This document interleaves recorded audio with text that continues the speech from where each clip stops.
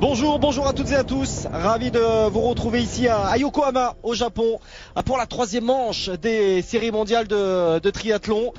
Une distance olympique. Mon cher Tony Moulet, vous étiez peut-être avec nous sur la course masculine et la très belle victoire de Mario Mola. Là aujourd'hui, Tony, ça devrait plutôt parler anglais tout de même. Hein. Bonjour Guillaume, oui effectivement, un autre contexte, toujours avec les Anglais présents. Hier, les garçons n'ont pas eu de chance puisque trois athlètes ont fini sur les fesses. On rappelle qu'il avait beaucoup plu et du coup le parcours cycliste était très dangereux. Aujourd'hui on va voir comment ça se passe. En tous les cas le parcours est le même, 2 tours de natation de 750 mètres, 9 tours de vélo et pour finir 4 tours de course à pied. Voilà. Distance olympique. Les garçons ont gagné, Mario Mola hier a gagné en 1h48. Allez, là c'est le départ qui retentit effectivement. Et c'est parti donc pour ce distance olympique. C'est parti effectivement. Allez, plateau très très relevé, un petit peu comme les garçons, avec notamment le retour de la championne du monde en titre, à savoir Flora Duffy, la Bermudienne qui a franchement quasiment tout gagné la saison passée. Il faut dire que Gwen Jorgensen n'avait pas fait le déplacement et avait vraiment, pointé l'échéance olympique. Et Flora Duffy, elle est aussi passée un petit peu à côté Rio, mine de rien. Voilà, mais c'était la seule en 4 ans à mettre à mal Jorgensen. Et elle l'a fait de façon époustouflante puisque à chaque présence sur WTS, elle nous a subjugués. C'était notre chouchoute. Voilà, parce que elle éclaboussait la course, elle ne se retournait jamais, elle sortait de l'eau et elle accélérait en vélo, elle n'attendait une aide de personne et elle gagnait à chaque fois avec panache. Alors, je vous ai vu tiquer quand même quand j'ai parlé de chouchoute en ce qui concerne Flora Duffy, et je comprends pourquoi, évidemment, parce que notre chouchoute, la vôtre évidemment, et de tout le peuple tricolore qui aime le triathlon, c'est Andrea Hewitt, bien sûr, la néo-zélandaise, victorieuse des 2 premières étapes de WTS. On attend beaucoup, mais ces conditions pluvieuses chez les garçons, là ça a l'air d'être un petit peu plus calme, on va dire, au niveau de la pluie pour les filles. Quoi qu'il en soit, il fait frais et on sait que Andrea c'est pas forcément ce qu'elle apprécie. Moi je crains surtout la partie natation. Ça fait 2 triathlons de suite là, New Plymouth en Nouvelle-Zélande et puis Gold Coast où elle rate sa natation. Après, elle bénéficie de circonstances de course qui lui permettent de revenir sur la tête, et elle a une course à pied qui est détonnante. Maintenant, elle est rentrée chez elle à Christchurch, elle a pu s'entraîner et j'espère qu'elle a pu retravailler ses bases en natation. Toujours est-il que sur les deux premières courses, elle a suppléé de façon brillante l'absence de Flora Duffy. 2 victoires en 2 courses. Elle est en tête du classement mondial. Aujourd'hui, c'est une autre affaire puisque une autre entité individuelle et pas des moindres, Flora Duffy, fait son retour. Elle s'est blessée je crois au tibia. Du coup, elle a été absente des 2 premières manches. Elle a par contre effectué un gros travail en VTT et en vélo. Et vu que c'est déjà son point fort, il va falloir la suivre, la Bermudienne.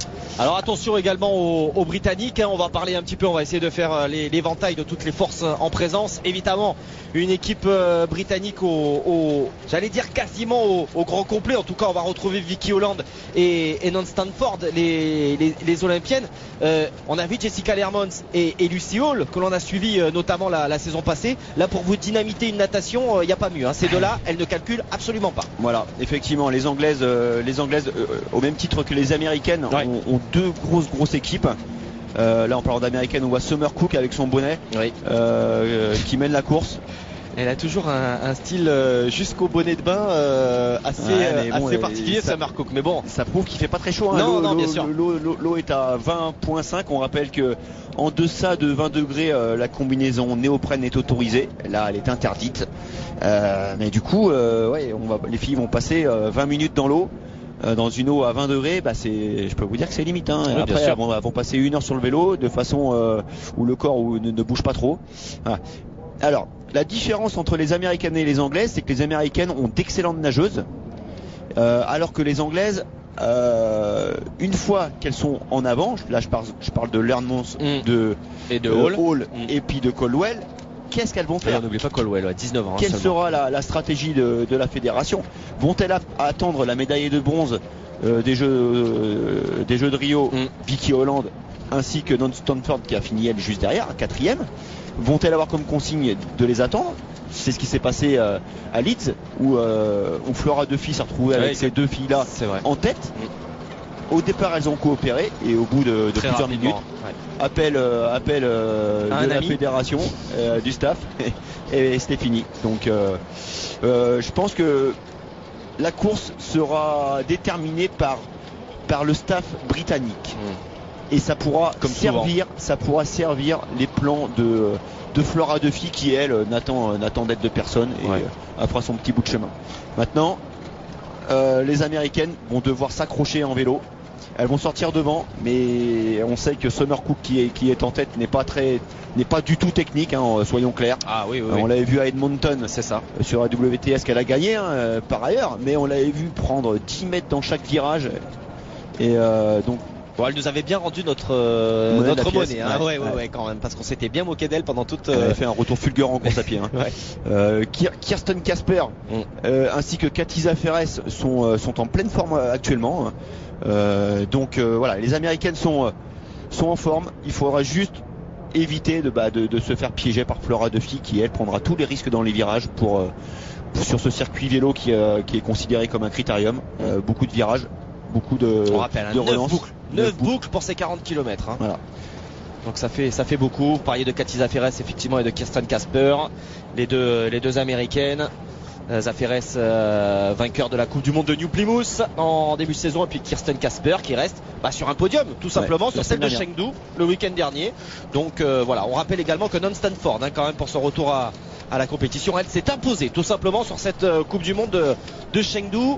Donc voilà, les Anglaises, bien que privées d'Ellen Jenkins, on passe le bonjour également, hein. Il y a des maternités du côté des filles, c'est le cas pour Gwen Jorgensen, c'est le cas pour Ellen Jenkins, c'est le cas pour Nicolas Spirig, hein, je crois, même si Spirig, on la voit pas trop, en tout cas on la voyait pas trop sur les WTS. L'année dernière on l'a vu 0 fois, on l'a vu aux Jeux Olympiques et elle a ramené une médaille d'argent. Voilà. Incroyable. Donc le calcul n'était pas forcément mauvais, mais voilà, donc tout simplement pour dire des quelques absentes qu'il peut y avoir, dont évidemment Gwen Jorgensen, la championne olympique.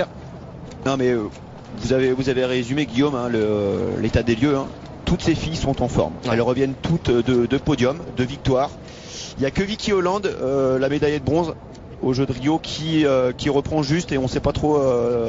Elle était forfait le week-end dernier à Chengdu pour un peu blessée. On ne sait pas trop. Donc on sait pas trop. À côté de ça, on a Micha Herrero, tout de même, qui revient à la compétition après sa chute sur la première manche d'Abu Dhabi. Elle a terminé 19ème. Bon, c'est vraiment pour l'anecdote. Hein, elle avait pris un éclat après la chute. Forcément. Hein. Ouais, c'est sûr. Mais elle avait fait une bonne course à pied. Hein, si on veut positiver pour le coup. Il y avait de belles choses. Encore une fois, la natation va être.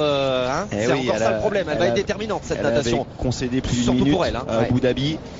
Espérons que, en 2 mois, espérons qu'elle a refait ses gammes. Voilà. À 7, elle s'entraîne du côté de 7. Dans sa petite piscine de 25 mètres. Elle qui compte 2 podiums en WTS à Madrid en 2010 et 2011, championne d'Europe également. Ça commence à remonter. Cette année. Ça fait un petit moment. Elle était revenue en forme l'année dernière en finissant 6ème d'Abu Dhabi. Super performance. Elle a été qualifiée aux Jeux Olympiques, championne de France l'année dernière. Et suite au championnat de France, blessure et forfait aux Jeux Olympiques. Gros coup dur pour la Lyonnaise, licenciée désormais au triathlon Val de Grès. Donc on va la voir aujourd'hui, puis on la verra dimanche prochain à Dunkerque pour l'ouverture du Grand Prix FF3. L'occasion effectivement de vous rappeler cette belle année de Grand Prix qui débute donc à Dunkerque sur le littoral du Nord. Ça c'est une superbe étape si vous êtes dans la région. Et puis derrière il y aura Valence, il y aura Embrun, il y aura Quiberon et la grande finale à Nice. Retrouver les meilleurs athlètes de la planète, parce qu'encore une fois nombre de ces athlètes, que ce soit les masculins que nous avons suivis hier ou les féminines que nous suivons actuellement sont licenciés dans des clubs tricolores. Oui, on considère que le Grand Prix est l'antichambre de la WTS et est beaucoup plus rêvé puisqu'elle offre beaucoup plus de densité. Voilà, première sortie de l'eau. Ouais, pour Jessica Lermans avec Lucy Hall. Tiens, c'est franchement étonnant de retrouver ces deux jeunes femmes. Ouais. 3 Anglaises dans les 4. Une seule américaine, un peu où est Katiza Ferres. Bon, Flora de belle natation de Non Stanford. En tout cas, elle est là. Donc c'est le point faible. Et une seule américaine. Hein. Ouais. Kirsten Casper, on la retrouve en 10e position. Carolina Routier qui a raté complètement sa natation. Hein. Ouais, ça en tout cas, ce premier tour pour Carolina Routier, qui est habitué normalement exactement. À mener les natations. On n'a pas vu Andrea Hewitt. Et voilà, elle sort de l'eau. Aïe aïe aïe, vous voyez. Aïe aïe aïe, mes craintes sont avérées. C'est compliqué d'avoir 3. Surtout lorsqu'on passe la trentaine. Andrea n'est plus toute jeune. C'est difficile d'avoir un entraînement conséquent dans les 3 disciplines. Et voilà, ça c'est pas rédhibitoire. Hein. Je veux dire, c'est Amy Charéron. Aïe aïe. Ouais, là ça fait déjà une quarantaine voire une cinquantaine de secondes perdues. On va voir le chrono parce que les athlètes s'égrènent. Ayueda qui était sur le podium elle ici la saison passée, elle est à domicile. Amy Charéron quasiment la minute de retard et finalement Ayueda elle est à 1 minute 07. Ouais. Bon, ça peut être des alliés de circonstances là aussi si on est positif pour Amy Charéron si ça revient vers l'avant. Je vois votre rictus. Ouais, mais parce que c'est compliqué, 1 minute en 750 mètres. Ça fait cher. On fait vite les comptes sur 2 boucles. On sait que c'est le point faible d'Amy. On sait qu'Andrea Hewitt est juste 10 secondes devant. Bon. Là, on n'est pas du tout là, dans la même configuration que les courses précédentes. Hein. Là, on a des Anglaises qui sont 3 dans le 4. On a également le Nanton Ford qui est dans les 10. Donc, c'est forcément une course d'équipe anglaise qui va se dérouler. Donc, ça va pas rentrer de l'arrière.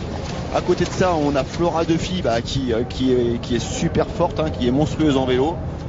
Je crains que derrière, la sortie de l'eau conditionne le classement final. Je ne sais pas si vous vous souvenez effectivement de ces numéros réalisés par les 2 Anglaises que sont Lermans et Lucy Hall sur les natations, notamment des championnats d'Europe, notamment celui de Lisbonne que nous avions diffusé la saison passée, où elles avaient complètement dynamité la course avant de craquer quand même sur le distance olympique. En revanche, à Châteauroux, sur les Europes de sprint, elles avaient tenu, et notamment Lucy Hall qui allait gagner le titre au même titre que Vincent Louis chez les garçons. Donc, et là cette année, elle confirme ces deux-là. Elle fonctionne toujours en binôme, en duo. Ouais. Lucy Hall terminait la saison passée par une victoire sur la finale de Coupe d'Europe à Alagna. Victorieuse de sa première Coupe du Monde au Cap, puisque cette année on rappelle que le Cap n'est pas WTS mais Coupe du Monde. C'est Lucy Hall qui s'est imposée sur la Coupe du Monde du Cap. Et pendant ce temps-là, Jessica Lermans, elle faisait 2e de cette Coupe du Monde du Cap.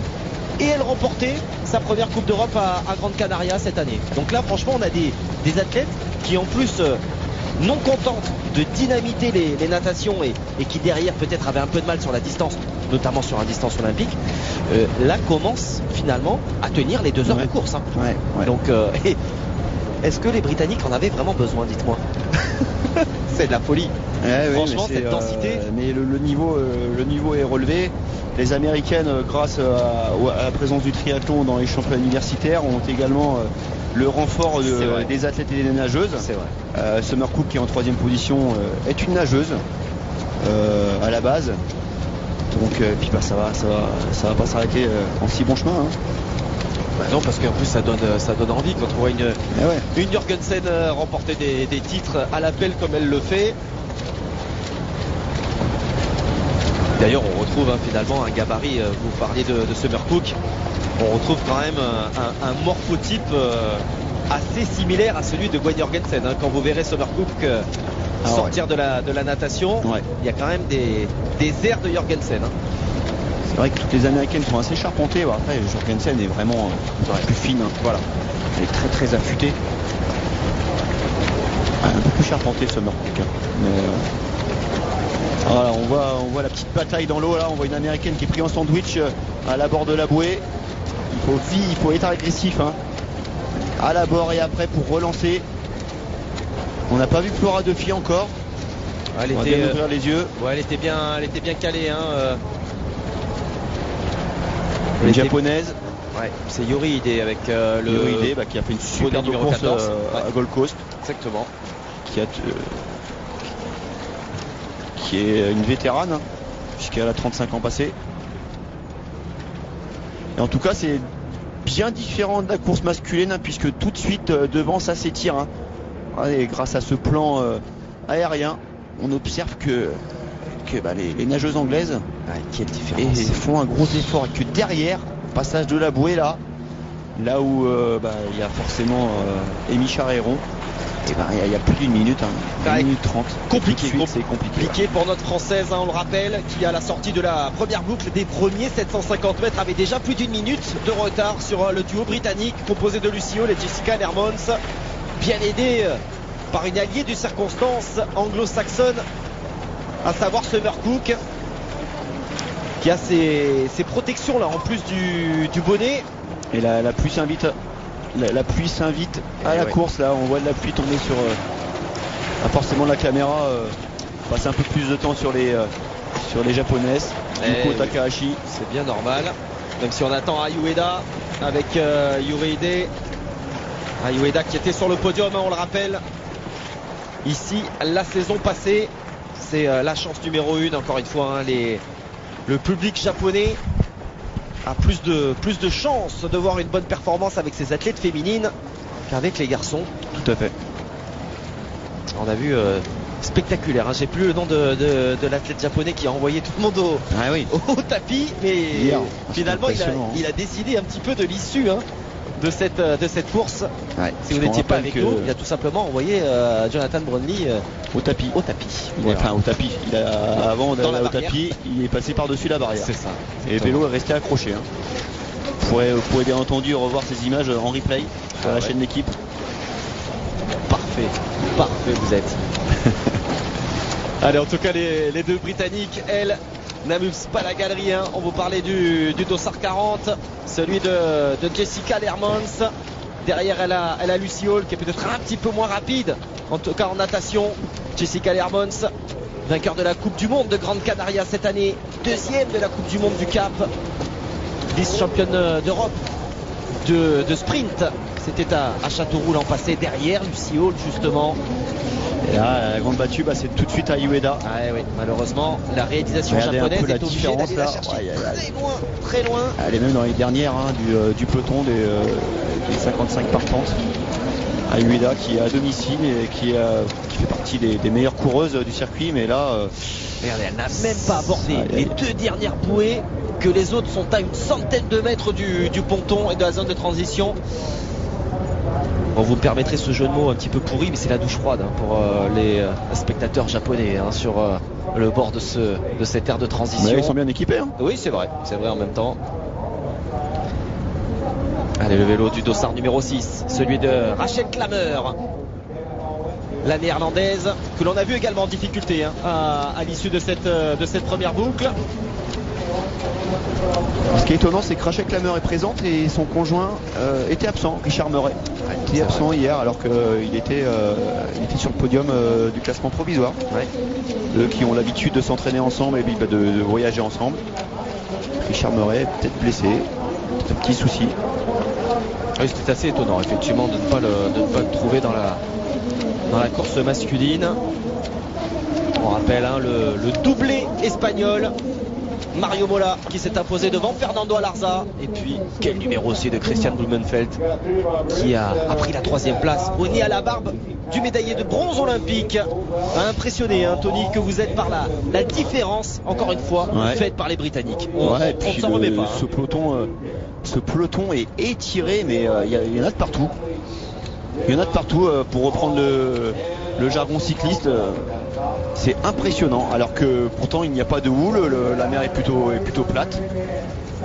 Mais l'heure de Montsé Hall, elles doivent mener un sacré train d'enfer puisqu'elles sont 5, 6. Et Flora Duffy, 5ème position, elle est là. Elle est bien, elle est parfaitement placée, Flora Duffy. Là c'est que de l'anglo-saxon. Hein. Ouf, là oui. Nathalie Van Coverden, l'Australienne, elle est là. Bravo. Winston Ford, magnifique natation. Kirsten Casper en 8ème position, elle qui vient de finir 3ème à Chengdu la semaine dernière, et la première japonaise. Et par contre, à partir de la 10ème position, il y a 24 secondes. Là, ça va être compliqué.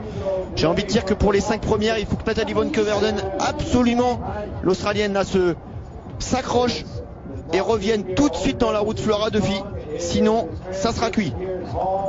Allez, les Britanniques qui sont sur la droite de votre écran, tout comme Flora Duffy qui va aller prendre sa monture. Là voilà, Flora Duffy, dossard 34 évidemment parce qu'elle n'a pas pris part encore belle transition. à une WTS. Quelle transition effectivement réalisée par Flora Duffy qui va repartir juste derrière le trio britannique. C'est parfait pour la perbudienne. Et ben pour Cook, c'est pas mal aussi. Pour Van Coverden, ça va être compliqué là. Ah ouais. Regardez le départ vélo.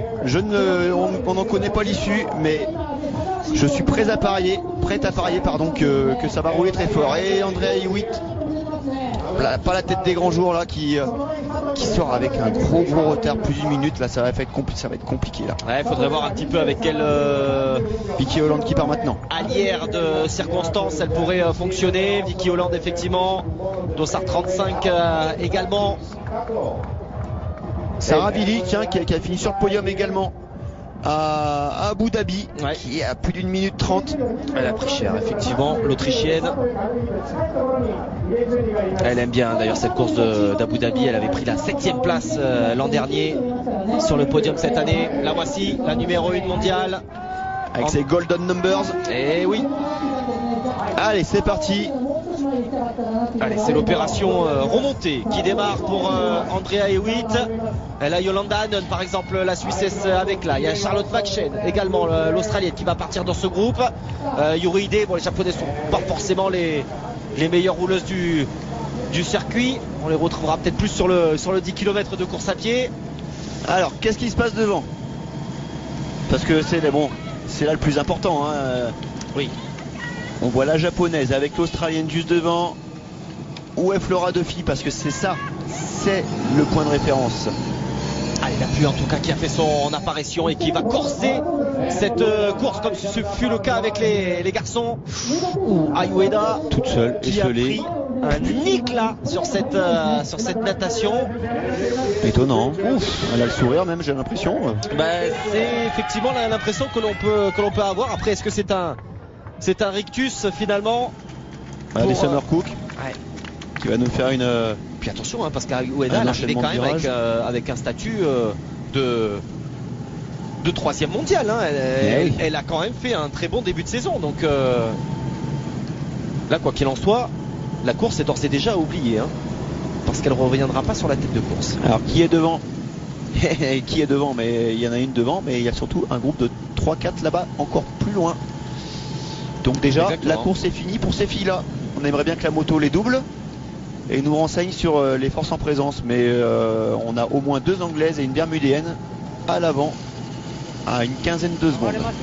Mais est-ce que le style de course de Summer Cook... Regardez Summer Cook dans le virage. Sur les bandes blanches. Aïe aïe aïe. Et tout de suite, vous avez vu un peu. Elle n'a pas progressé par rapport à la dernière. Non. Ouais, ça c'est la première indication. C'est bien dommage pour Summer Cook, même si finalement ça ne l'empêche pas de réaliser de belles performances. Mais on voit bien qu'il y a des axes de progression pour Summer Cook. Summer Cook a 26 ans, 34 départs sur le circuit ITU et 11 podiums, 5 victoires, une victoire en WTS et 4 en Coupe du Monde. Donc voilà, on a vu les forces en présence. Flora Duffy mène, étant sur son porte-bagages 3 Anglaises.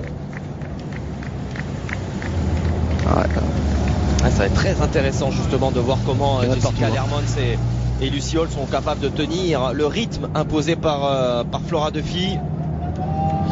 Ah, Vicky Holland est battue déjà. Ouais, ça fait cher là pour Vicky Holland. Laura Lindemann, la championne du monde espoir également.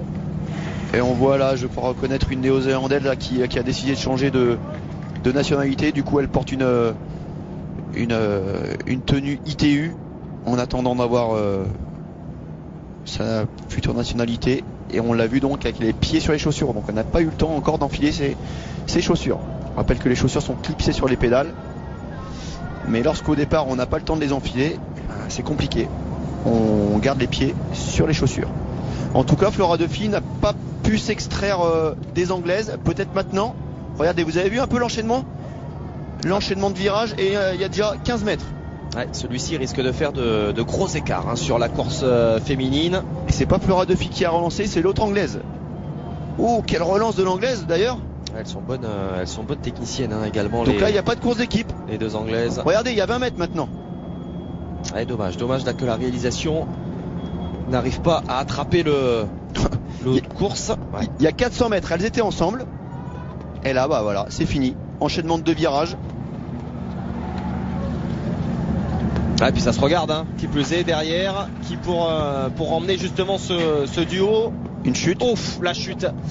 Ah, ces barrières en plus qui sont piégeuses. C'est Non Stanford, me semble-t-il. Aïe aïe aïe. Non Stanford qui est au sol avec une japonaise.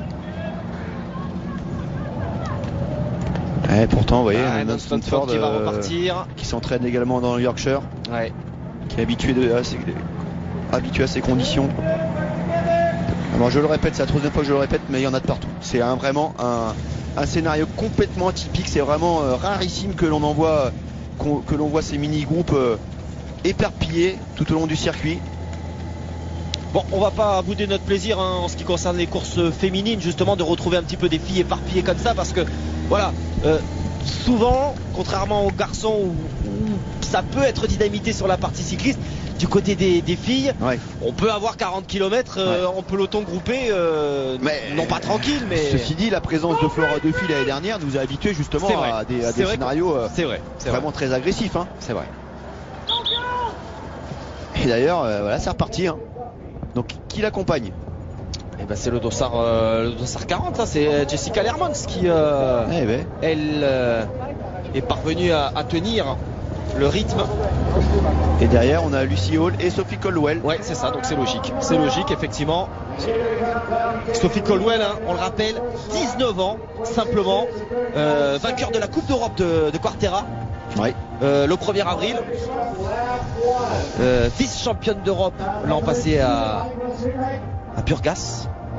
Donc, elle est en train de franchir quand même les paliers rapidement. On en a vu un aperçu l'année dernière sur les Grands Prix puisqu'elle court. Elle court sous la bannière du Metz Triathlon et on l'avait vu régulièrement aux avant-postes. Et effectivement, l'année dernière, elle avait 18 ans. Donc, et là, cette année, visiblement, ça. Voilà, donc on a passé un palier supplémentaire. On n'attend même pas que Leermans et Hall finalement arrivent au top niveau mondial. Quand je dis au top niveau mondial, c'est d'aller en tout cas se battre pour les victoires sur les WTS. Que déjà, il y a Caldwell qui arrive. Oh, il y a Vicky Holland. Vicky Holland, elle va arriver à se mettre par terre. Ouais, puis il ne faudrait pas qu'elle se crève un œil. Ouais. Elle a failli se mettre les branches dans l'œil. Et oui, les lunettes, bon, c'est selon, ça peut aider. Ouais, mais enfin, on a vu le visage d'Anastasia Garbunova, la russe. Ouais. J'ai l'impression que les lunettes quand même sont recommandées parce que vous prenez la gerbe d'eau qui vient du pneu de l'athlète qui vous précède. Tout à fait. C'est pas idéal quand même. Ouais, après, lorsqu'on a de la buée à l'intérieur de la lunette, c'est vrai aussi. Puis avec toutes ces bandes blanches, le parcours est un peu plus difficile. Regardez ces bandes blanches là.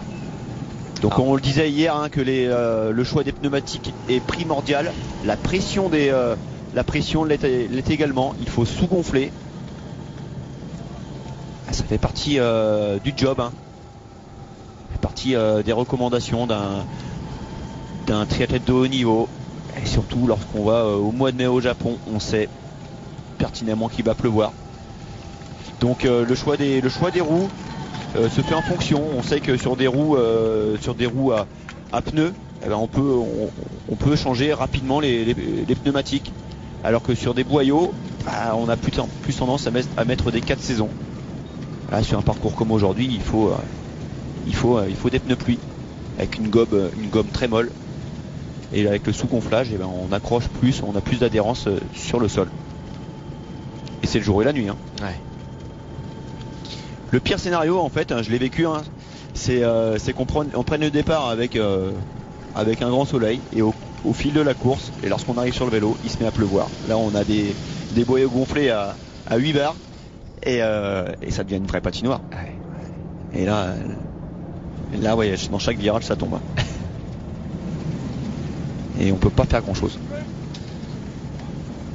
En tout cas, Sophie Coldwell est impressionnante, puisqu'elle reste avec Flora Duffy. Il n'y en a pas beaucoup qui ont réussi à le faire l'année dernière. Donc là, une Slovène qui accompagne la japonaise de poche, ouais. Estonienne, pardon. Ai Ueda, ouais, effectivement. Il y a quand même du monde, Ouais, ça tient pour l'instant, avec des conditions météo qui sont compliquées. Et Ai Ueda, seul, finalement, c'est pas faire injure à l'athlète estonienne qu'a dit Koviovja, mais Ai Ueda. Alors vous savez ce qui lui prend au nez ? D'être lapé. Ah oui. Aïe. 4 km 45 ouais. Le tour. Elle est sortie avec 3 minutes de retard, c'est ça ? Ouais, donc ça fait beaucoup. Ça déjà. va vite arriver derrière. Ça va vite arriver, exactement.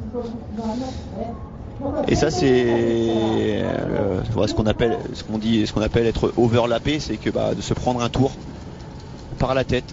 Et là, on est obligé d'abandonner. En course à pied, on peut finir. On peut finir le triathlon, on n'est pas éliminé. Mais par contre, en vélo, c'est rédhibitoire. Et pendant ce temps-là, Sophie Coldwell fait plus que de tenir. Elle prend ses relais. La Messine, puisque voilà, une petite touche française, on va se consoler avec ça. On demande de ralentir du côté des officiels sur cette partie un peu compliquée. Andrea Hewitt relégué à 1,39 du duo de tête pour Andrea Hewitt. Ouais, et puis là, à ce rythme-là, ça reviendra pas. Ouais, on pense évidemment au général, parce que c'est l'entrée en lice de Flora Duffy. C'est la tenante du titre. Elle a tout gagné la saison passée. Alors un petit peu à l'image d'un Jonathan Brownlee chez les garçons. Tony, si mes calculs sont bons, il n'y a plus le droit à l'erreur en tout cas. Il faut scorer sur chacune des courses, plus la grande finale. On est d'accord, les deux impasses sont finalement utilisées involontairement par la Bermudéenne. Mais finalement, je crois qu'elle est partie d'Afrique du Sud, elle a fait son petit voyage en Asie, et puis là, elle va aller directement en Europe. Il y a des chances qu'elle aille en Europe. Elle réside, là, elle a passé du temps en Afrique du Sud, mais Flora Duffy a fait son université du côté de Boulder, aux États-Unis. Donc c'est Colorado, ça, Boulder. C'est en altitude. Donc elle passe beaucoup de temps en altitude, Flora Duffy. Elle fait beaucoup de VTT. Alors qu'elle était blessée, elle a pris part à une coupe du monde de VTT. Bon, on n'a pas fait de résultats fantastiques, mais voilà, il faut quand même prendre le départ. On rappelle qu'elle a été championne du monde de cross triathlon, qui est le triathlon, on va dire, off-road, en VTT, et puis une course à pied sur des chemins. Voilà. Et elle a également été championne du monde Xterra. Donc là, c'est un autre cross triathlon. Ça n'a pas la même domination, mais bon, c'est un petit peu la même différence entre l'ITU et deux fédérations différentes. Et l'Ironman, exactement. En tout cas, le trou est fait là. Ouais. C'est déjà 10 km de parcouru. Et Flora Duffy nous fait son show. Le show que l'on a vu et revu à l'occasion de la saison 2016. On est en train de le voir à nouveau. C'est vrai que Flora Duffy avait écrasé de toute sa classe la saison passée, jusqu'à remporter la grande finale de Cozumel, et donc remporter le titre de la plus belle des manières. Cozumel à 40 degrés. Aujourd'hui, il en fait 10. Peu importe les conditions, peu importe les conditions. L'année dernière, elle a pris part à 7 WTS. Elle en a rapporté 2, elle a fait 4 podiums. Elle est devenue championne du monde et elle a gagné la grande finale. Par contre, aux Jeux Olympiques, un peu à l'image de Mario Mola, elle les a un peu ratés. Ils étaient tous les deux champions du monde, mais ils ont fini dans le top 8. Voilà, il leur manque ce podium. Elle était également olympienne à Londres. Et voilà, et maintenant je pense que l'objectif de Flora Duffy, c'est de performer à Tokyo dans 3 ans. Ouais, finalement, il ne va lui manquer que cela, hein, désormais. Voilà. Et oui, elle a 30 ans déjà, hein, Flora Duffy, 33 ans. Après, c'est 37 pour Paris. C'est ça? C'est décidé, c'est Paris. C'est Paris, vous croyez? En tout cas, ils sont au petit palais là, le comité international olympique, ils sont au petit palais pour évaluer la candidature. On croise les doigts. Mais qu'est-ce qu'on aimerait bien voir un triathlon sous la Tour Eiffel. Quelle belle image. Ça aurait de la gueule, effectivement.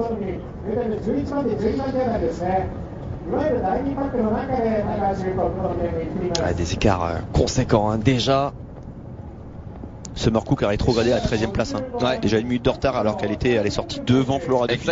Exactement. Ouais, Summer Cook, que là pour le coup c'est difficultés techniques, hein, on va dire sur le vélo. Là se paye cash. Ouais. 1 minute après, on va dire un quart, hein, de la partie vélo de réaliser, ça fait cher pour Summer Cook, qui ne viendra pas selon toute vraisemblance se mêler à la lutte, ce qu'elle était parvenue à faire de la plus belle des manières à Edmonton, finalement dans des conditions assez similaires. On va relativiser un peu la suprématie de Flora Duffy, puisque l'année dernière à Leeds, la Bermudienne avait posé le vélo avec plus d'1 minute 30, 1 minute 30, 2 minutes d'avance sur Gwen Jorgensen, et la dernière, l'américaine, l'avait surpassé. L'une de ses seules défaites, la saison passée. Il y avait Edmonton justement aussi, où elle était venue dans des conditions moyennes. Elle était un peu cramée. Je crois qu'elle avait couru la semaine d'avant de mémoire. C'était sur la Coupe du Monde de Montréal, alors que là pour le coup toutes les autres avaient quand même zappé. Et puis on arrivait Montréal. On venait de faire les Jeux Olympiques. On était fin août, début septembre. La période post-olympique, on va dire dans le court terme, hein, est toujours difficile à gérer pour les athlètes notamment ceux qui ont raté leurs Jeux Olympiques. Nos Français avaient eu bien du mal à digérer cette période. Difficile de se relancer de l'ébullition olympique, avec l'affluence des médias, le fait qu'on les attende au premier plan. On rate cette course là, et derrière pour se relancer, c'est plus que compliqué. L'effet ça correspond à un effet bien traumatisant. Ouais, bien sûr, mais c'est vrai que du coup Flora Duffy, avec cette course on va dire moyenne, 4e place à Edmonton, en arrivant un peu cramé, non mais bien sûr, mais aurait peut-être pu se mettre la fin de saison, et notamment la grande finale de Cozumel aurait pu en tout cas la mettre En tout cas, Cozumel, dans des conditions dantesques, elle avait remporté la course, tout simplement. Voilà, elle a remis les choses à l'heure. Elle avait répondu effectivement. 500 mètres, 400 mètres d'écart. Et on voit sur cette simulation pas d'objectif visuel pour les filles qui sont en chasse par rapport à ce duo de tête. Ça sent bon quand même pour ces deux jeunes femmes. Elles se parlent. Beaucoup de lucidité du coup, hein.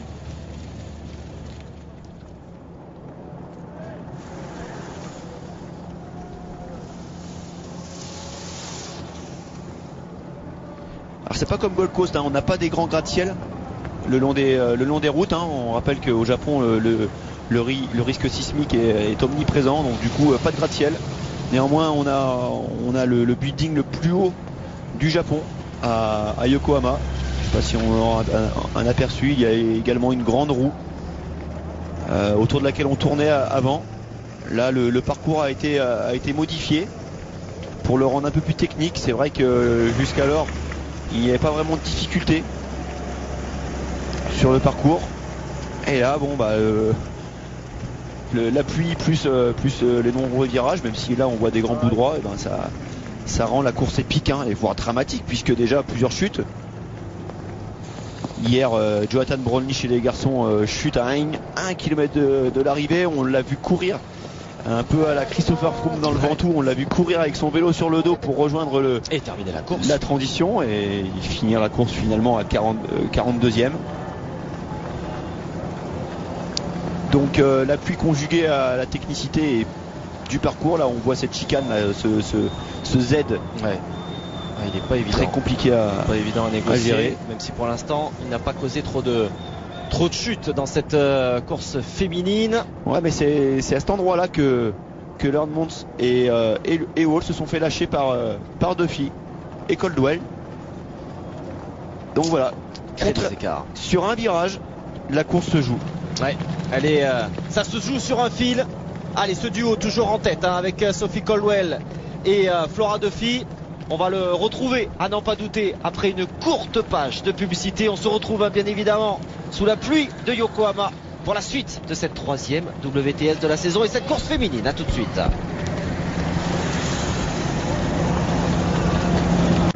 Et nous voici à de retour à Yokohama au Japon. Vous le voyez, 40 minutes de course pour cette 3e WTS de la saison du côté des filles après la victoire de Mario Mola. Ce sera pour l'instant soit Flora Duffy de retour à la compétition, soit Sophie Caldwell, même si la course est encore longue, très longue pour ces jeunes femmes. Nous n'en sommes même pas à la moitié de ce parcours cycliste. Vous voyez, 6 tours encore, un tiers a été parcouru en ce qui concerne le parcours vélo et ses 40 km. Flora Duffy qui a une nouvelle fois dynamité cette course, bien aidé par Lernmont et Hall dans la partie natation. Tout à fait, à son 2-1. Et puis elles ont dynamité la course à vélo grâce également à Caldwell sur une relance. Un virage négocié par Duffy. C'est Caldwell derrière qui a relancé. Moi je m'attendais à une course d'équipe dirigée par le staff britannique. Et en fait non, que nenni. C'est Caldwell qui a pris ses responsabilités, qui a relancé pour faire sauter Hall et Lernmont, qu'on retrouve dans le groupe de chasse avec l'italienne Alice Beto, Katiza Ferres l'américaine et 2 japonaises quand même à noter. Elles sont là, Yoko Takahashi, Minami Kobuno, même si c'est pas forcément la japonaise que l'on attendait, puisque Ayu Ueda était quand même la chef de file de cette équipe nippone, elle qui était sur le podium ici même l'an dernier, qui a terminé sur le podium également du général des séries mondiales. Elle a terminé sur la 3e marche du podium. Ça passe tout seul dans les virages pour les deux meneuses. Ouais, techniquement elles sont au-dessus. Il pleuvait pas au départ de la course. Ouais. Des conditions qui auront été pourries pour les athlètes, que ce soit les garçons ou les filles, sur ce week-end de compétition. Pour Amy Charéron, c'est plus compliqué. La seule représentante tricolore, a tout simplement été lapée. Et on va rappeler le résultat. C'est qu'on est disqualifié. Oui, tout simplement.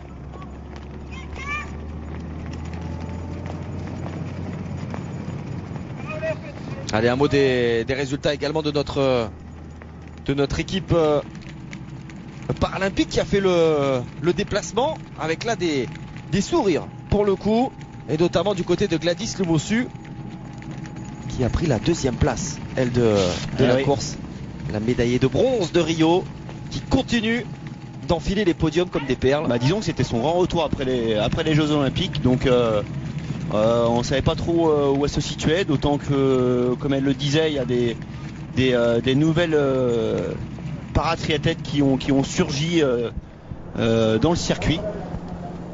Et ben voilà, 2e. La licenciée de Saint-Jean-de-Mont, la Vendéenne, malgré son nom breton, repart avec une médaille d'argent. Une délégation française de 4 éléments, emmenée par Nicolas Becker, le coordonnateur, qui était là également pour repérer les sites de course, les sites d'entraînement, les sites d'hébergement, la restauration possible dans la perspective de Tokyo 2020. À partir de l'année prochaine, il va falloir penser sérieusement à la logistique de ces Jeux Olympiques. C'est primordial. Les hommes de l'ombre, le staff doit s'en occuper pour que ça soit clé en main pour les athlètes. Quel vol également effectuer, un vol de nuit, un vol de jour, de façon à digérer le décalage horaire. Rappelons que c'est compliqué le décalage horaire en Asie. On n'a pas tous eu la chance d'aller en Asie, mais moi si j'ai un film à vous conseiller, c'est Lost in Translation avec Bill Murray et Scarlett Johansson, où on voit les turpitudes de l'acteur pendant ces nuits nippones, eh ben, c'est compliqué un pour petit peu dormir. son retour, hein, l'acteur, hein, Ouais, à ce moment-là. Il a un petit creux dans sa carrière. Et c'est vrai qu'il est. C'est compliqué de dormir hein, lorsqu'on est en Asie et qu'on arrive d'Europe. Et pour en terminer hein, avec cette course de Gladys Lemoussu, a été remportée, hein, ça, en tout cas dans sa catégorie PTS 5 par l'Australienne Kate Doughty, sa course. Cette Australienne l'avait battue quand même à Rio, donc bon, voilà, il y a peut-être un petit goût d'inachevé, même si c'est un beau retour à la compétition avec ce podium. Et puis dans les autres catégories, Maxime Morel lui a terminé 6ème. Le pauvre, mauvaise indication de fléchage de la part des bénévoles, donc il a perdu 1 minute dans l'affaire. Alors pour le podium ça aurait été certainement compliqué, mais enfin une 4ème place c'était tout à fait envisageable. Alexandre Pavisa lui a pris la 6ème place en PTHC, Geoffrey Versi la 5ème en PTS 2. Voilà donc pour les résultats de cette délégation de nos athlètes paralympiques, et avec une sélection hein, qui sera là aussi pour Kitzbühel en ce qui les concerne. Les championnats d'Europe hein, bien sûr, dans ce cadre évidemment magnifique qu'est Kitzbühel hein. Je relativise vos propos hein. J'ai fait une WTS à Kitzbühel sous une pluie battante. Ah oui, où, ça c'est vrai que ça peut quand ça tombe, il faisait 10 degrés hein. Là-haut on est à 800 mètres d'altitude, et quand un orage nous tombe dessus, que ce soit au mois de juillet ou au mois d'août, eh ben c'est très froid, c'est même glacial. Et lorsqu'on reste 1 heure en position, les mains sur le guidon, faut être solide hein. C'est bien d'avoir mangé une raclette la veille hein. même si je le conseille pas aux sportifs hein. Ouais, Kitzbühel sera plus un schnitzel hein, la veille, mais un bon schnitzel pour attaquer, mais c'est vrai que c'est pas recommandé non plus je pense. Et puis pour nos athlètes paralympiques, là aussi, hein, si vous êtes dans la région de Besançon, c'est devenu une classique hein, désormais cette Coupe du Monde. Ce sera le 4 juin prochain, donc juste avant ces Europes de Kitzbühel. Donc là aussi, c'est une belle manière d'aller supporter nos athlètes paralympiques. Et on sait que s'il y a un sport où pour le coup ça travaille de concert, c'est bien le triathlon. Hein. À Besançon, donc le 4 juin. Ouais, Besançon, le 4 juin. Encore une fois, cette Coupe du Monde qui est désormais bien installée au calendrier. Ok, donc en même temps, je parle du coup, j'en profite pour faire Vous pouvez. L'annonce des championnats de France jeunes qui aura lieu ce même week-end à Pierrelatte, dans la Drôme, où les catégories minimes, cadets, juniors se disputeront le titre de champion de France jeune. Tiens, l'occasion peut-être de rappeler, de manière globale, hein, mais les distances pour ces catégories de jeunes. C'est un sprint. Voilà, c'est un sprint. Ouais, avec drafting, donc c'est le même principe que ce qu'on voit à télé ici.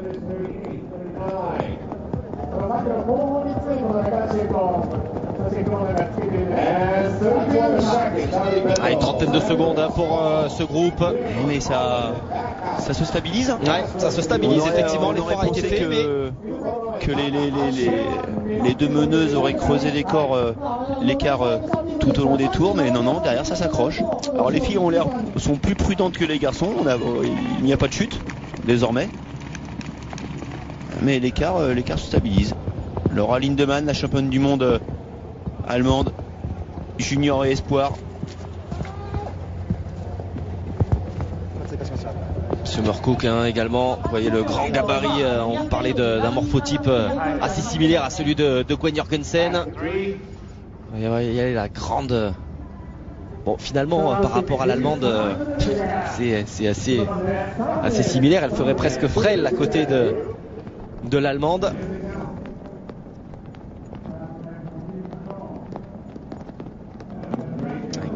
Quatre tours de parcouru par la tête de course. Et puis ce peloton des battus hein. Est-ce qu'on va retrouver Ayueda? Non. Dans lequel se situe même pas Andrea Hewitt. C'est ce que j'allais dire. Ouais. Est-ce qu'on retrouve au moins Andrea? La numéro 1 mondiale vraiment éprouvé des difficultés dans ces conditions très humides. Elle était sortie à quoi, 1:30 de la natation quand même. Là on se retrouve à plus de 2 minutes certes. Elle est là, voilà, regardez. Ouais. C'est pas le visage que l'on aime voir pour Andrea Hewitt, frigorifié comme ça a pu lui arriver hein, d'ailleurs l'an passé. Déjà c'était quoi, c'était Edmonton, il y a une course justement où elle termine, où elle est frigorifiée. Bah, c'est le triathlon, hein. C'est tous ces sports de plein air qui sont sujets à ces différences de climat. Il faut s'adapter. On sait qu'Andrea adore la chaleur, elle a gagné ici en 2009 sous 35 degrés, mais le triathlon avait lieu au mois de septembre. Et là c'est pas la même, hein. On est au mois de mai et il y a 30 degrés de moins. Allez, on va atteindre la moitié, hein. la mi-parcours en ce qui concerne regardez la roue, la partie vélo, la grande roue dont je vous parlais. Et donc là en fait le parcours vélo emprunte une espèce d'île.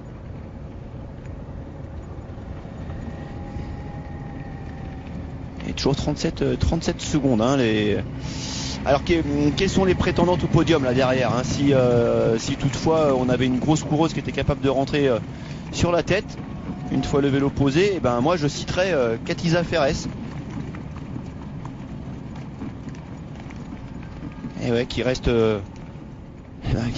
quand même sur c'est probablement celle qui a le plus de podiums en WTS. Elle a connu une grosse année en 2015 où elle avait enchaîné 6 podiums quasiment d'affilée. La dernière elle a gagné la WTS d'Hambourg, 3e à Edmonton également la saison passée, et cette année elle a gagné la Coupe du Monde de New Plymouth. Et puis de bons résultats également hein, sur les 2 premières WTS. Elle fait 7e à Abu Dhabi, 4e à Gold Coast. Donc elle joue clairement les premiers rôles et peut profiter également de la contre-performance à venir d'Andrea Hewitt, parce que bon, on peut d'ores et déjà l'annoncer, Andrea aujourd'hui va pas marquer de nombreux points et il y a peut-être une première place du général à prendre, puisque Flora Duffy pour elle c'est sa première course, donc même si elle venait à s'imposer aujourd'hui, ça pourrait valoir une première place au général. La fille qui prendra la première place, enfin, qui sera susceptible de prendre la première place, sera celle qui aura couru les 2 courses précédentes hein. Et là Zaferes est bien placé pour le faire. Pour Hollande et Stanford, les Britanniques, ça sera pas possible puisqu'elles font leur rentrée. Et à ce propos, on est obligé de citer Vicky Holland hein, même si c'est sa première course, on ne sait pas trop où elle en est, mais elle est dans le groupe de chasse. Elle est à moins de 40 secondes et elle est médaillée de bronze aux Jeux Olympiques. Bien sûr. C'est une excellente coureuse à pied. Maintenant, reste à savoir comment va se dérouler la poursuite hein, sur ces 18 prochains kilomètres. On sait que Flora Duffy a un comportement agressif du début à la fin du vélo. Là où certaines vont s'émousser dans les 10 derniers kilomètres, et elle va continuer à effectuer son travail. Là, je me rends compte que dans ce groupe de chasse, la présence d'Alice Beto, l'italienne, apporte beaucoup de dynamisme au groupe. Alice Beto est très forte en natation vélo, et le fait qu'elle n'ait pu suivre les 2 meneuses doit la faire rager un peu, et du coup elle est omniprésente à l'avant du groupe de chasse. Elle avait elle aussi réalisé un début de saison on va dire correct, costaud, 14e de la Coupe du Monde de New Plymouth. Elle a été 18e sur la première WTS de la saison à Abu Dhabi. Jeune femme d'expérience, déjà 29 ans pour l'italienne. En fait, elle a été absente l'année dernière, on ne l'a pas trop vue, elle a fait son retour cette année, mais en 2014-2015 elle avait été très très costaud. Alors on va regarder les écarts. Point effectivement à l'issue de ce 5e tour. Qu'est-ce que c'est appréciable pour Duffy d'avoir quelqu'un qui elle est souvent seule, l'aide. Effectivement. Et là, elle est relayée par Caldwell, qui réalise vraiment une course remarquable. On rappelle que cette jeune femme a 10 ans de moins justement que son adversaire direct, que Flora Duffy. Elle n'a que 19 ans, Sophie Caldwell. On est en train de peut-être d'assister à l'avènement d'une nouvelle très très grande. Vous avez raison. Déjà 20 secondes. Et ouais, Katia Ferres qui relance sur le tapis, sur le blue carpet, entièrement gorgé d'eau, qui ralentit considérablement la vitesse des cyclistes. Et voilà, 36 secondes. Donc l'écart se stabilise. Ouais, il y a une belle entente des deux américaines, des deux anglaises et de l'italienne. Les japonaises et les australiennes restent derrière.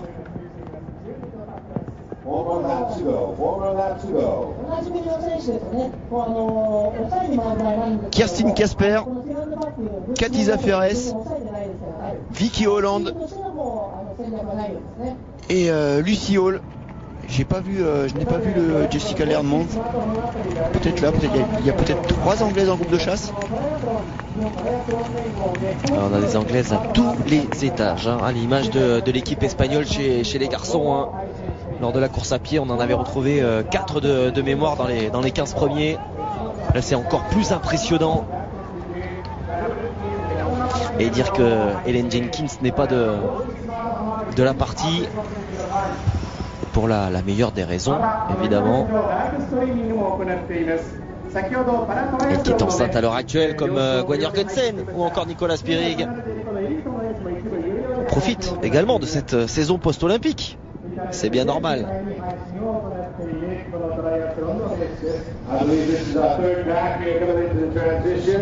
Oula, 2 minutes déjà sur Laura Lindemann, alors qu'elle est 13e, 13e, 14, 15e place. Et déjà 2 minutes. Il y a vraiment les Flora Duffy et Caldwell, et le groupe de chasse, et les autres. Derrière le groupe Andrea Hewitt qui arrive. Ouais, on peut presque parler de peloton principal finalement. C'est celui qui est le plus constitué, avec Ashley Gentle, Charlotte McShane, les Australiennes qui sont battues, qui arrivaient, on l'imagine, avec de belles intentions. Je pense à McShane ou à Gillian Bacchus par exemple, qui avait quand même un beau classement à faire valoir. Mais Bacchus, elle est devant. Ouais. Elle est devant et elle ne fait pas beaucoup, elle fait pas d'efforts. Enfin, elle fait pas d'efforts. C'est peut-être elle finalement qui est en train de bien elle qui a été championne du monde protéger, espoir de duathlon. Ouais. Donc on rappelle que le duathlon, c'est un enchaînement de course à pied, vélo, course à pied.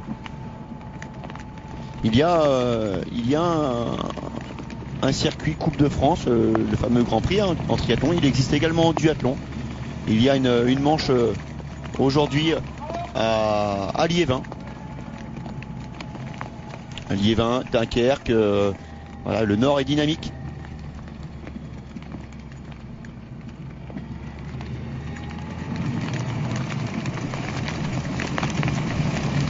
Et cette pluie qui continue de s'abattre sur les athlètes. Allez, elles auront eu la natation, on va dire, mais bon, ça n'a pas eu, j'imagine, beaucoup d'incidence, le fait qu'il ne pleuve pas au moment de la natation pour ces athlètes. Et alors, dès que le vélo a commencé, la pluie a fait son apparition, et on imagine, on le voit, c'est assez bouché, qu'elle ne va pas quitter les athlètes jusqu'au bout de cette course, malheureusement pour elle.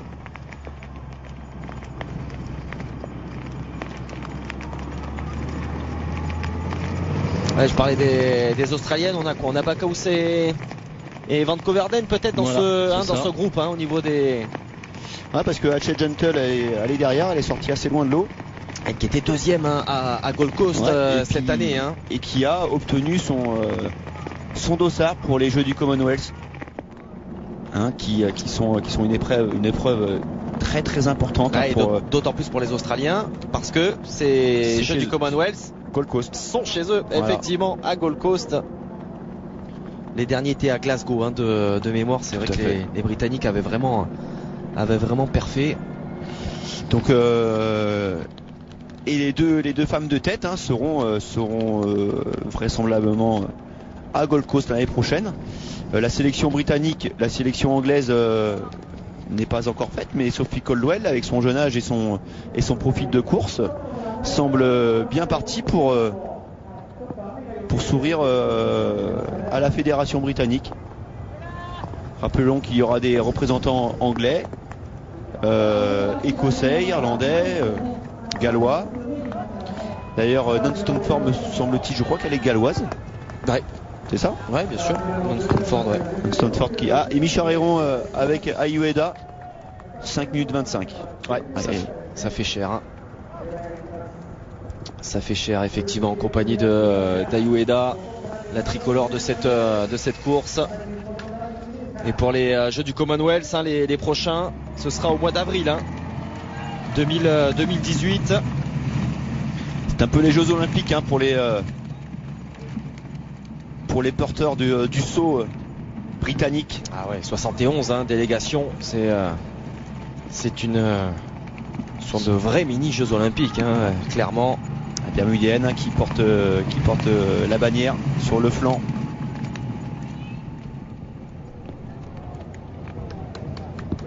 L'Australie, la Nouvelle-Zélande, le Canada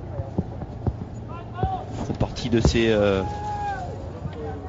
nations majeures. Les Sud-Africains, hein, bien sûr. Ouais. Ça, on imagine que ce sera un vrai bel affrontement. En tout cas, ça donnera un triathlon de haute volée, hein, ça c'est sûr, avec le niveau, que ce soit chez les garçons ou chez les filles. Ah, ça relance fort encore hein, pour Flora Duffy, hein, comme je vous disais. Hein, jusqu'au bout, on va la voir batailler. Hein, jusqu'au bout. C'est donc c'est un chrono de 40 km qu'elle effectue en compagnie de Sophie Coldwell.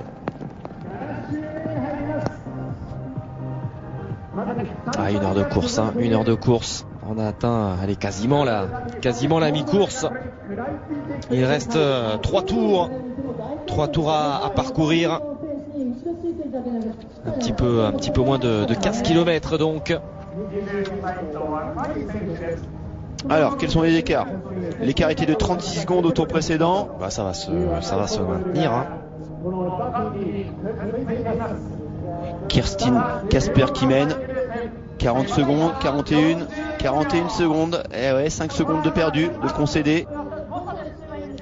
Et on voit que ça discute, hein, surtout entre les athlètes. C'est dur de s'organiser entre les Australiennes et les Américaines qui représentent le plus gros du contingent, même s'il y a 2 Japonaises également dans ce groupe, mais qui sont plutôt à l'arrière et qui ne parviennent pas à imprimer le rythme, ou en tout cas à prendre les relais.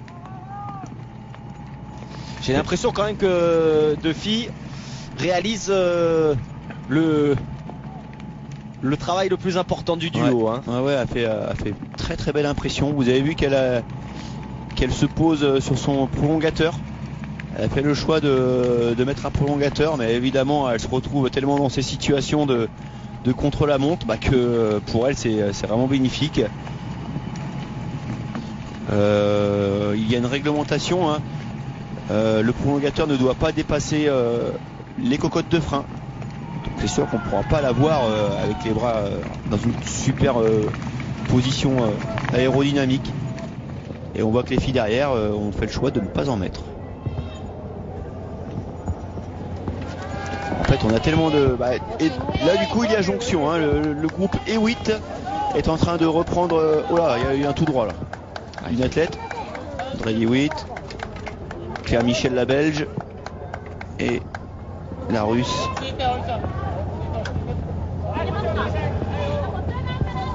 La Japonaise qui a fait un tout droit, je sais pas où est-ce qu'elle est passée. Hein. Bref, en tout cas, regroupement là du groupe André E8 qui va passer avec 2,28 de retard. Et les visages sont marqués. Hein. C'est compliqué. Un non-Stanford, à cause d'une chute, se retrouve dans ce groupe très loin de la tête, malheureusement. Elle qui a gagné le week-end dernier la Coupe du Monde de Chengdu pour son retour à la compétition. Elle qui s'entraîne tout comme les frères Brownlee dans le Yorkshire. Ouais, format un petit peu particulier, enfin que l'on voit régulièrement tout au long de cette saison, mais avec finalement des formats très courts sur 2 jours différents, hein, avec des demi et une finale. D'accord. Ça aussi c'est peut-être un format spectaculaire qui pourrait être un peu plus démocratisé. Donc deux demi-finales le samedi et la finale le dimanche, mais la finale avec les 12 meilleurs. Voilà. Hein, Ouais, c'est intéressant. Les meilleurs, c'est intéressant en tout cas. Puis il faut être au rendez-vous sur 2 jours qui ne sont pas forcément les mêmes. Parce que c'est vrai qu'on parlait du relais mix qui est une très belle course, hein, et que encore une fois les athlètes qui soient actuels ou anciens, hein, on essaye de promouvoir. On a vu une belle campagne de communication à l'adresse du CIO et on espère évidemment que ça aura une incidence. Pour Tokyo, si je dis pas de bêtises, le programme olympique il est établi, hein. On ne doit pas pouvoir changer grand chose. Ouais, mais ce serait plutôt pour Paris, je pense, pour 2024. Hein? Ou Los on croise Angeles, les doigts. hein. On croise les doigts. Los Angeles, oui. De lobbying, hein, Trump contre Macron, c'est ça? Non, mais espérons que ce week-end, effectivement, l'évaluation du CO soit positive.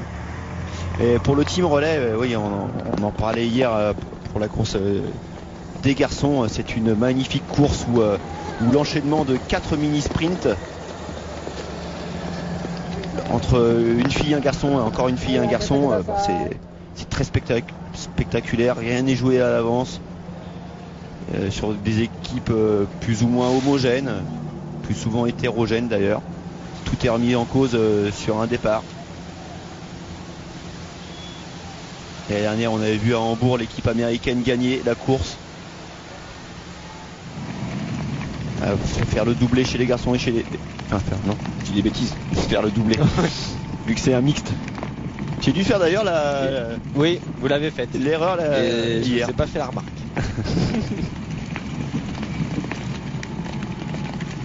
Non mais c'est vrai qu'en tout cas ça permet à de nombreuses équipes d'être compétitives. Ça donne encore plus de... La France a été championne du monde il y a 2 ans. L'année dernière les Américains. Cette année ça se jouera à Hambourg donc. Une fois de plus. Ouais, c'est le classique, hein, effectivement. C'est championnat du monde. Aïe aïe aïe, Katiza Ferres qui vient de s'arrêter. S'arrêter, non, elle est tombée. Aïe aïe aïe. Non, c'est une Anglaise. Anglaise. C'est une Britannique, hein. Ouais. C'est une Britannique qui s'est retrouvée au sol, c'est l'Hermans. Ah, vous avez vu, elle a glissé de l'arrière, hein, c'est pas de l'avant. La roue s'est dérobée de l'arrière. Elle repart.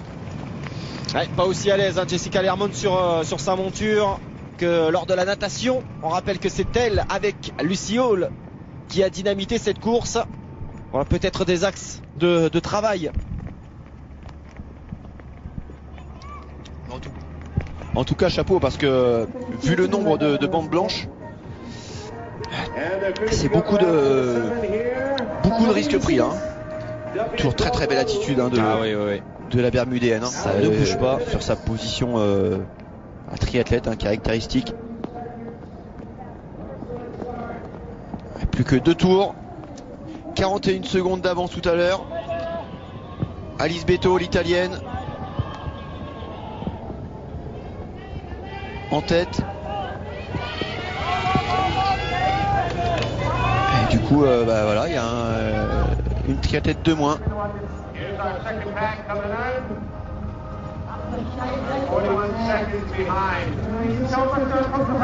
Allez, 2 tours. Un peu moins de 10 km à parcourir et cet écart qui augmente. Ouais. Qui encore 5 secondes de prise. Et désormais va venir flirter avec les 50 secondes. 48 très précisément pour Alice Beto, l'italienne, et ce groupe, hein. Décidément l'italienne, hein, qui n'est pas avare d'efforts, hein, vous disiez, hein, nageuse rouleuse. Elle continue de faire le boulot, même si derrière ce sera compliqué. Jessica Lermons qui est obligée de faire l'effort, elle que l'on a vu chuter il y a de cela quelques instants. Ouf. Ouais, bah là c'était bien Zaferes qui est tombé. Ouais, c'est Zaferes qui s'est retrouvé au sol et qui a été effrayé par la possibilité d'un passage d'un bénévole là. Et là aussi, hein, on parlait de la lucidité lors de la course masculine, une lucidité qui a certainement manqué à l'athlète japonais, dont encore une fois le nom m'a échappé, mais qui a mis au tas Jonathan Brownlee. Hier, ouais. Là sur ces 10 derniers kilomètres, c'est peut-être les plus dangereux, hein. En tout cas, Flora Duffy a bien confiance en sa monture, hein. Vous avez vu, elle a passé le virage en pédalant. Et elle continue. Position triathlon.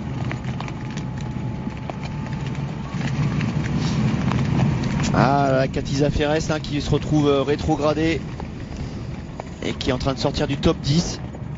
À 7 km de l'arrivée, va falloir faire l'effort, non seulement en vélo, mais derrière à pied. Il faudra produire un gros effort sur 10 km. Katisha Ferres, hein, 4e à Gold Coast, 7e à Abu Dhabi, donc qui reste sur 2 très belles prestations et qui aurait pu justement agrandir l'écart, revenir du moins sur Andrea Hewitt qui elle est à 2 minutes 30 derrière. C'était l'occasion rêvée de marquer des points. On rappelle que sur l'ensemble des manches de WTS, on prend les 5 meilleurs résultats plus le résultat de la grande finale qui aura lieu au mois de septembre à Rotterdam. Et on a le classement final. La dernière, Flora Duffy avait remporté le titre. Et là aujourd'hui, elle fait son retour à la compétition. Et force est de constater qu'elle n'a pas perdu de sa superbe. Ah oui, c'est un retour gagnant. Oh, ça avance peut-être un petit peu, mais c'est vrai qu'elle a une impression de puissance dégagée par Flora Duffy, de sérénité, qui est tout simplement remarquable. Et puis là, elle a en plus une alliée de circonstances qui est en tout point remarquable également, parce qu'on le rappelle, Sophie Coldwell, elle n'a que 19 ans. Alors certes, elle a explosé, hein, aux yeux du grand public, parce que déjà dans les catégories jeunes, on la voyait remporter ces catégories d'âge, évidemment.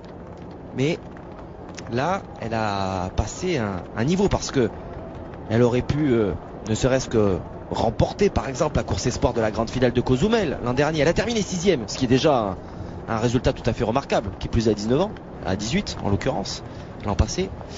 Mais là, jouer comme ça les premiers rôles et tenir la dragée haute à Flora Duffy, on est un voire 2 crans au-dessus, hein. Ouais. Maintenant on fait du triathlon, hein. Oui, donc lorsqu'on va poser le vélo, et évidemment, et c'est le principal enseignement qu'on va tirer, hein. évidemment, une fois qu'on va poser le vélo, on va avoir une fille comme Vicky Holland ou Kirsten Casper, des filles comme très expérimentées qui vont tenter de reboucher. Bon, il y avait 48 secondes, on va sûrement arriver à 1 minute, et 1 minute sur 10 km, ce n'est pas grand chose, hein, face à Vicky Holland, hein. On va voir, mais en tout cas effectivement Coldwell nous fait un début de saison tonitruant, hein. Une victoire à Quarterra, là aujourd'hui au mois de mai, elle est en compagnie de la championne du monde, et elle partage les efforts. Grosse cote, hein. Grosse cote pour là, clairement, Sophie Coldwell. Ouais, pour l'annoncer. Pourtant il y en a, hein, des Britanniques sur lesquels on peut miser avant une course. Il y a les Hermonsey et Hall, on prend pas beaucoup de risques en ce qui concerne la natation. Et puis derrière, il y avait évidemment Vicky Holland et Enon Stanford, qui étaient tout de même les chefs de file, hein, sur le papier de cette équipe britannique. C'est le club de Metz, hein, qui doit se frotter les mains là. Eux qui ont fait confiance à la jeune Britannique, ils vont se retrouver avec une perle maintenant sur le circuit des Grands Prix FF3. Allez, moins de 5 km. On a vu lors de la course masculine que ce fut dans les derniers hectomètres que on va dire le moment clé de la course a eu lieu. Je vais bien sûr parler de la chute de Jonathan Brownlee. Donc restez vigilantes pour les athlètes féminines jusqu'au bout. C'est ça véritablement la difficulté. On est à plus d'1 heure et quart, hein, désormais de course pour ces jeunes femmes. On va pas porter la poisse. Et même s'il y a des aptitudes techniques en tout point fabuleuses, celle de Flora Duffy, habituée à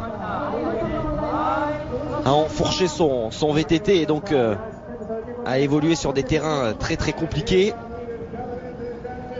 Il faut quand même faire attention, ne serait-ce que voilà, reposer la position de triathlète comme ça sur le tapis. Allez, dernier écart avant la dépose du vélo, avant ces fameux 10 km de course à pied, là où Flora Duffy a gagné des courses mais également en a perdu, là où des coureuses expérimentées et surtout très rapides sont capables de boucher du temps, de boucher 1 minute, 1:30, 2 minutes. Gwen Jorgensen est capable de boucher 2 minutes. Aujourd'hui absente, c'est Vicky Holland, Kirsten Casper, pour ne citer qu'elles, qui sont capables de rentrer. D'ailleurs voilà, Vicky Holland en tête qui voit bien le coup venir, qui sait que son heure peut être aujourd'hui pour son retour à la compétition. Elle peut faire un podium, elle peut aller chercher une médaille de bronze. Mais regardez l'écart, on va dépasser la minute là, hein. Ouais, oui, on va la dépasser cette minute d'écart entre le duo de tête et ce groupe. Elles sont combien derrière? Elles sont 8, un groupe de 8 unités avec des Britanniques, encore des Australiennes, des Japonaises qui peut-être ont du mal parce que les Japonaises, elles étaient quand même en fin de peloton. Non, elles sont là, les deux Japonaises, Takahashi et Kobuno. Mais elles ont pas mis le nez à la fenêtre, hein. Ah non, pas du tout. Ouais. Elles auraient eu tort de le faire par rapport, me semble-t-il, aux capacités qu'elles ont. Simplement, vous parliez de Jorgensen, je voulais rebondir là-dessus. Jorgensen qui en est à 28 semaines à l'heure actuelle dans sa grossesse et qui court, juste, j'ai lu ça pour l'anecdote, qui court plus que lorsqu'elle s'entraînait pour les Jeux. Si, mais alors certainement pas au même rythme. C'est pour dire juste la staccanoviste qu'est cette femme, Gwen Jorgensen. C'est elle qui l'a annoncé. 28 semaines, ça fait 7 mois ça. Bah, on n'est pas loin, ouais, là vous me prenez de court, mais ça fait 7 mois. Et courir à 7 mois, c'est pas un peu dangereux. J'imagine à un rythme qui ne met pas. Je sais que nager ça fait du bien. À partir du moment où le corps est porté, et puis lorsqu'on a pris 10 kilos, ben, on flotte un peu mieux, hein. Donc c'est pas mal, mais courir plus ce qu'elle ne courait avant, ça veut dire qu'elle court 100 km facile. Voilà, c'est. Ouais, 100 miles, ouais. On est même à 180. Je pensais pas. Ça m'interpelle un petit peu. Lancer un débat, mais non, mais on imagine que voilà, c'est encore une fois avec un rythme. Mais vous avez raison, effectivement, le traumatisme que représente la course à pied. Alors, on imagine en tout cas qu'elle est bien suivie, la championne olympique de ce côté-là. Ouais, mais maman, c'est pour dire que voilà, oui, bien sûr, future maman. Mais c'est pour dire que voilà, elle ne fait pas rien.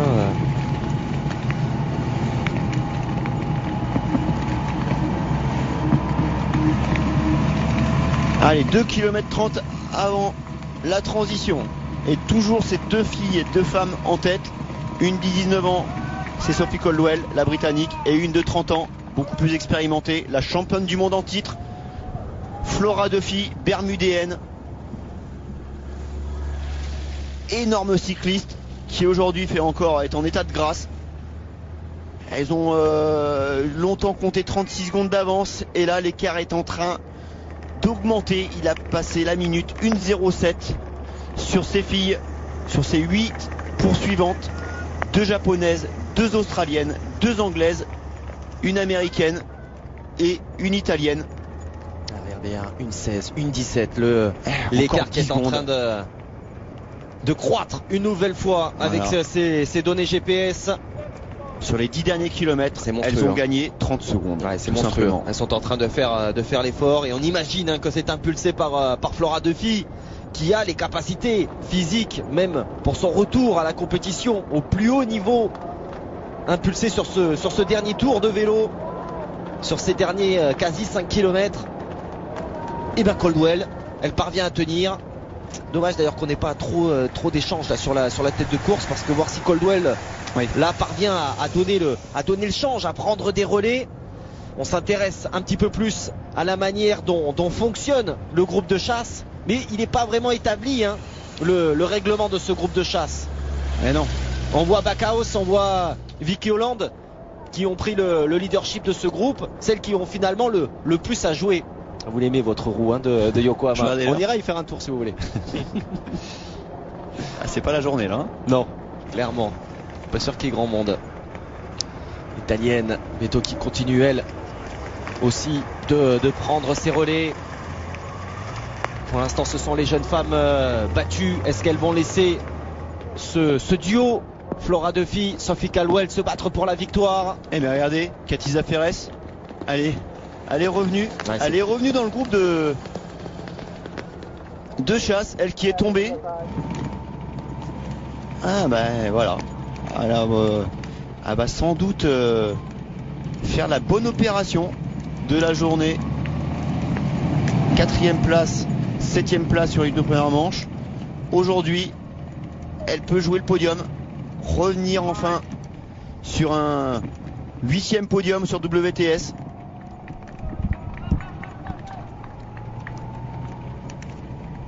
Ça va se jouer avec Vicky Holland, bien entendu, qui me paraît la plus à même de courir à son niveau. Elle qui a fini 3e aux Jeux Olympiques de Rio.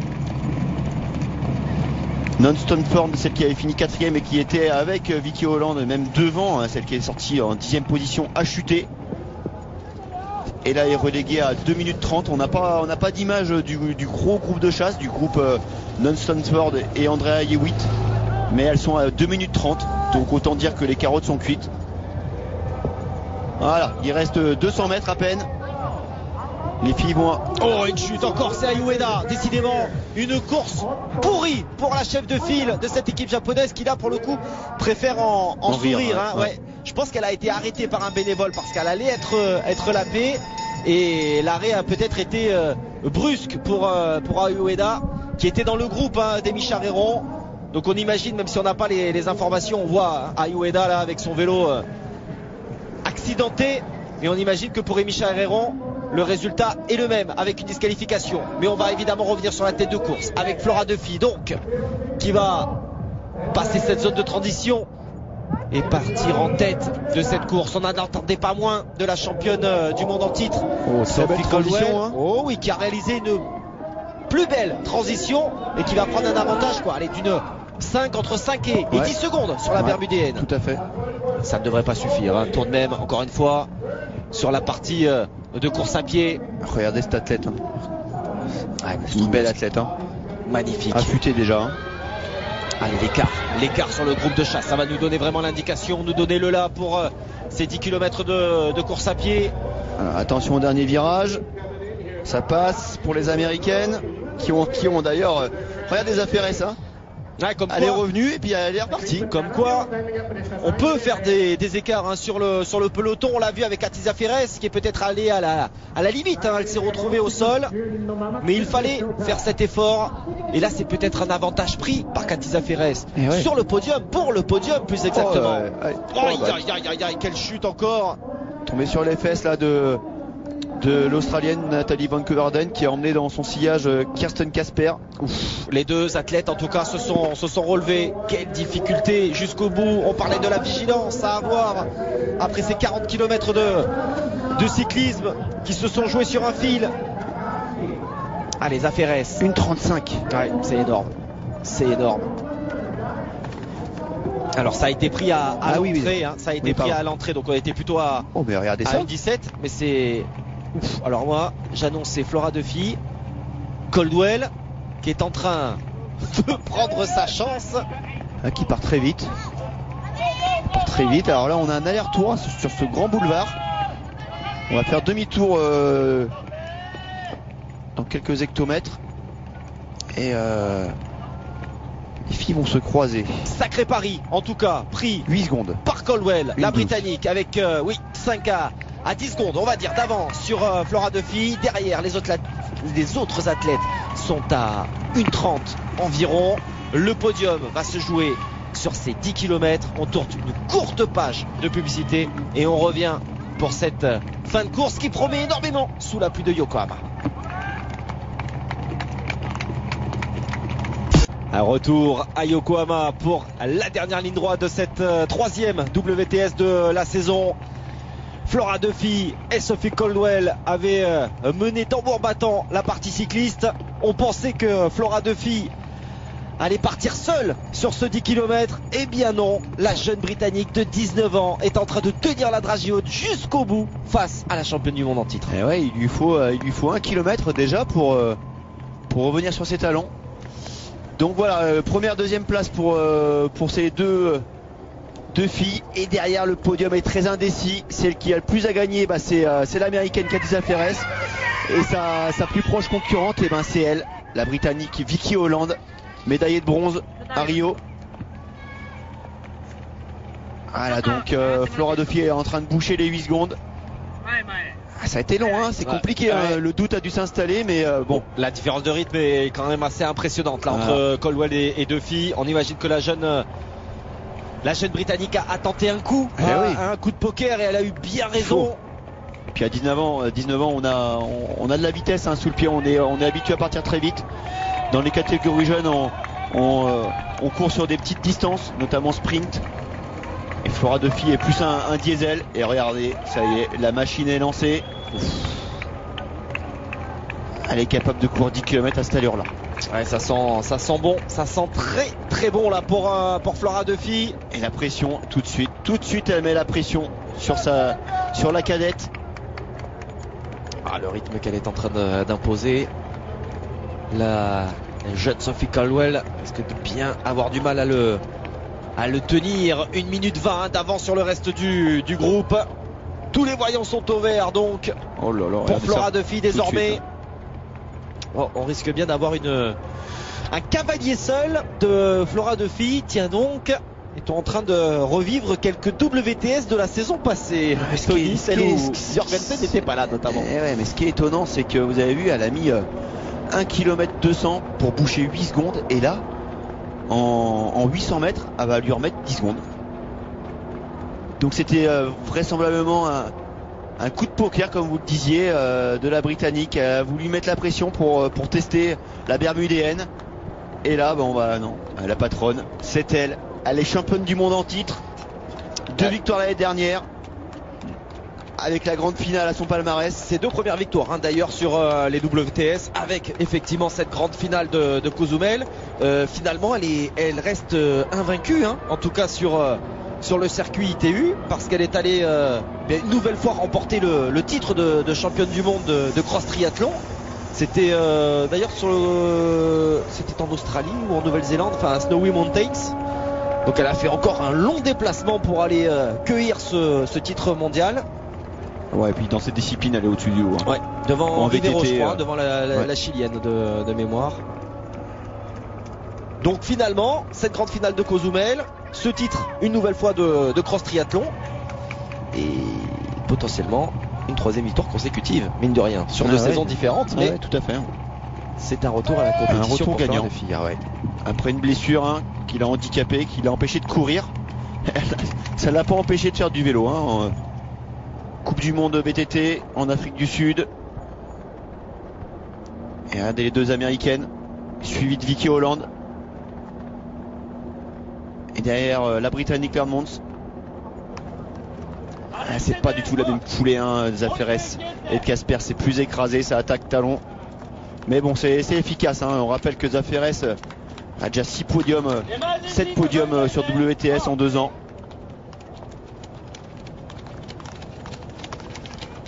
Et que Kirsten Casper sort d'un podium la semaine dernière.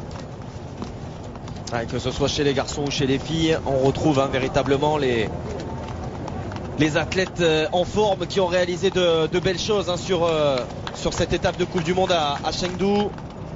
Là on voit Gillian Backhaus qui a regardez l'écart, pas mal de choses à jouer aussi, hein, qui est devant, elle qui a terminé 6e à Abu Dhabi, 15e à Gold Coast. Alors attention, hein, parce que Caldwell est en train de s'effondrer là, hein. Quand tu parlais de 10 secondes, on les a là, hein. Facile. Il est en train d'exploser en vol, ça va être long, hein. Ils vont être très longs, ces 8 km restants pour et là où on vantait son jeune âge, les 19 ans, sa fougue, et sur ces 10 km, ça peut lui porter préjudice, parce que lorsqu'on est seulement espoir, un 10 km c'est long, hein. Autant un vélo ça tient, mais lorsqu'on arrive à 1h30 d'effort, les 10 derniers kilomètres, les 5 derniers même, il pèse très très lourd dans la balance, hein, surtout quand on vient de se faire une échappée de 40 km en compagnie de Flora Duffy. Hein. Et pourtant, vous me corrigez, mais l'impression visuelle laissée par Caldwell, la foulée reste aérienne, reste déliée pour la Britannique, mais par rapport à la fréquence de Duffy, on n'y est pas. Ouais, et ben écoutez, ce sont les chronos qui vont parler. Ouais. Elle est sortie du parc à vélo avec 8 secondes d'avance, et on va avoir sur 2 km 5 le retard qu'elle a. Ouais, l'occasion de ça va être simple. Est-ce que Zaferre sera capable de revenir? C'est bien possible effectivement que ça puisse revenir de l'arrière, hein. On rappelle, c'est 10 km hein, composés un petit peu comme le vélo finalement, de 4 boucles de 2 km 500. Voilà, Flora Duffy qui a franchi la ligne, qui a passé la cellule chronométrique. Et les 10 secondes, elles y sont, c'est la première indication. On va plutôt être autour des 15 secondes, 14 pour être très précis. 14 plus 8, 22 secondes sur 2 km 5. Sur une fille qui n'a pas pu courir pendant 2 mois. On fait les calculs. Pas n'importe quelle fille quand même. Donc là, tant que les Américaines n'ont pas en point de mire Caldwell, ça peut la sauver. Mais à partir du moment où elle a quand même de l'avance, hein, où Abby Holland qui s'accroche, mais qui visiblement a du mal à suivre le rythme des Américaines.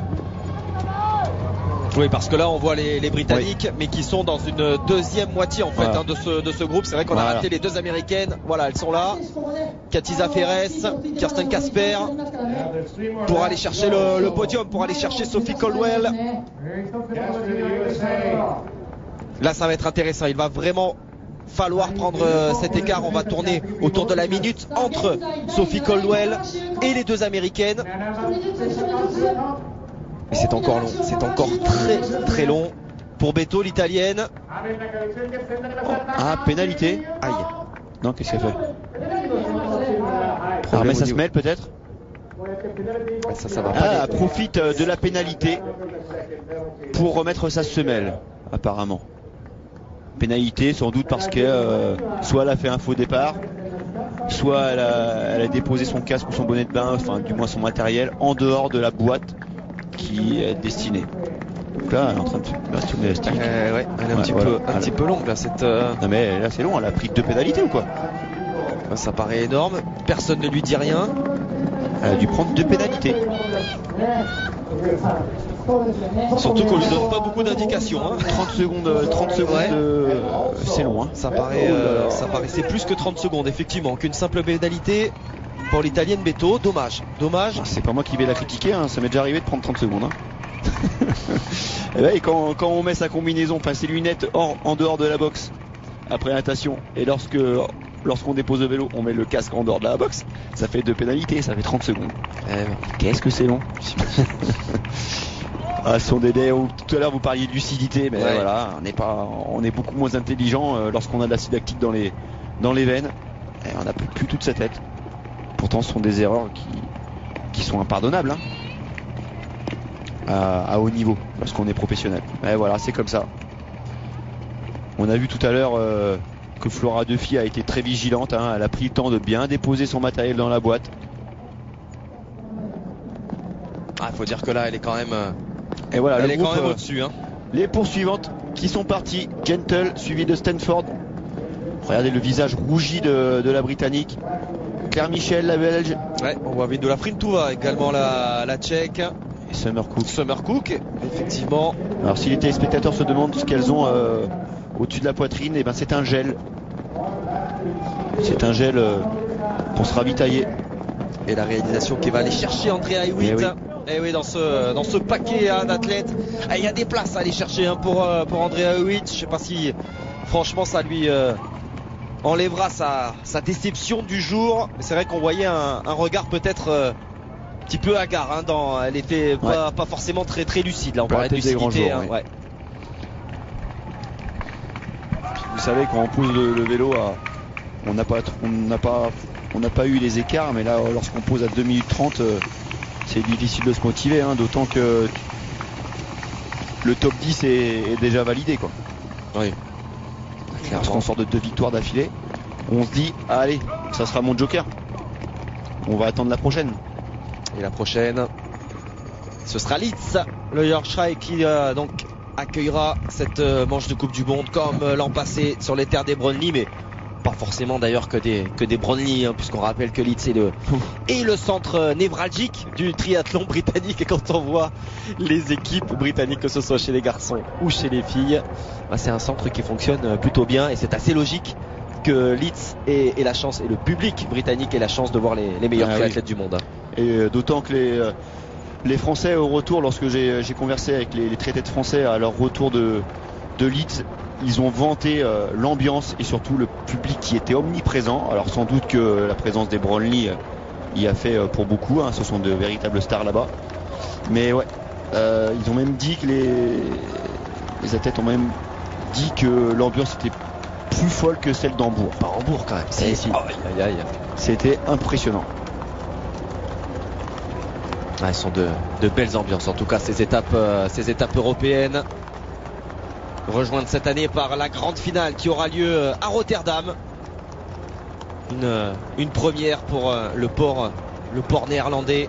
Parler de grands ports mondiaux, voilà. Oui. C'est le cas de Yokohama.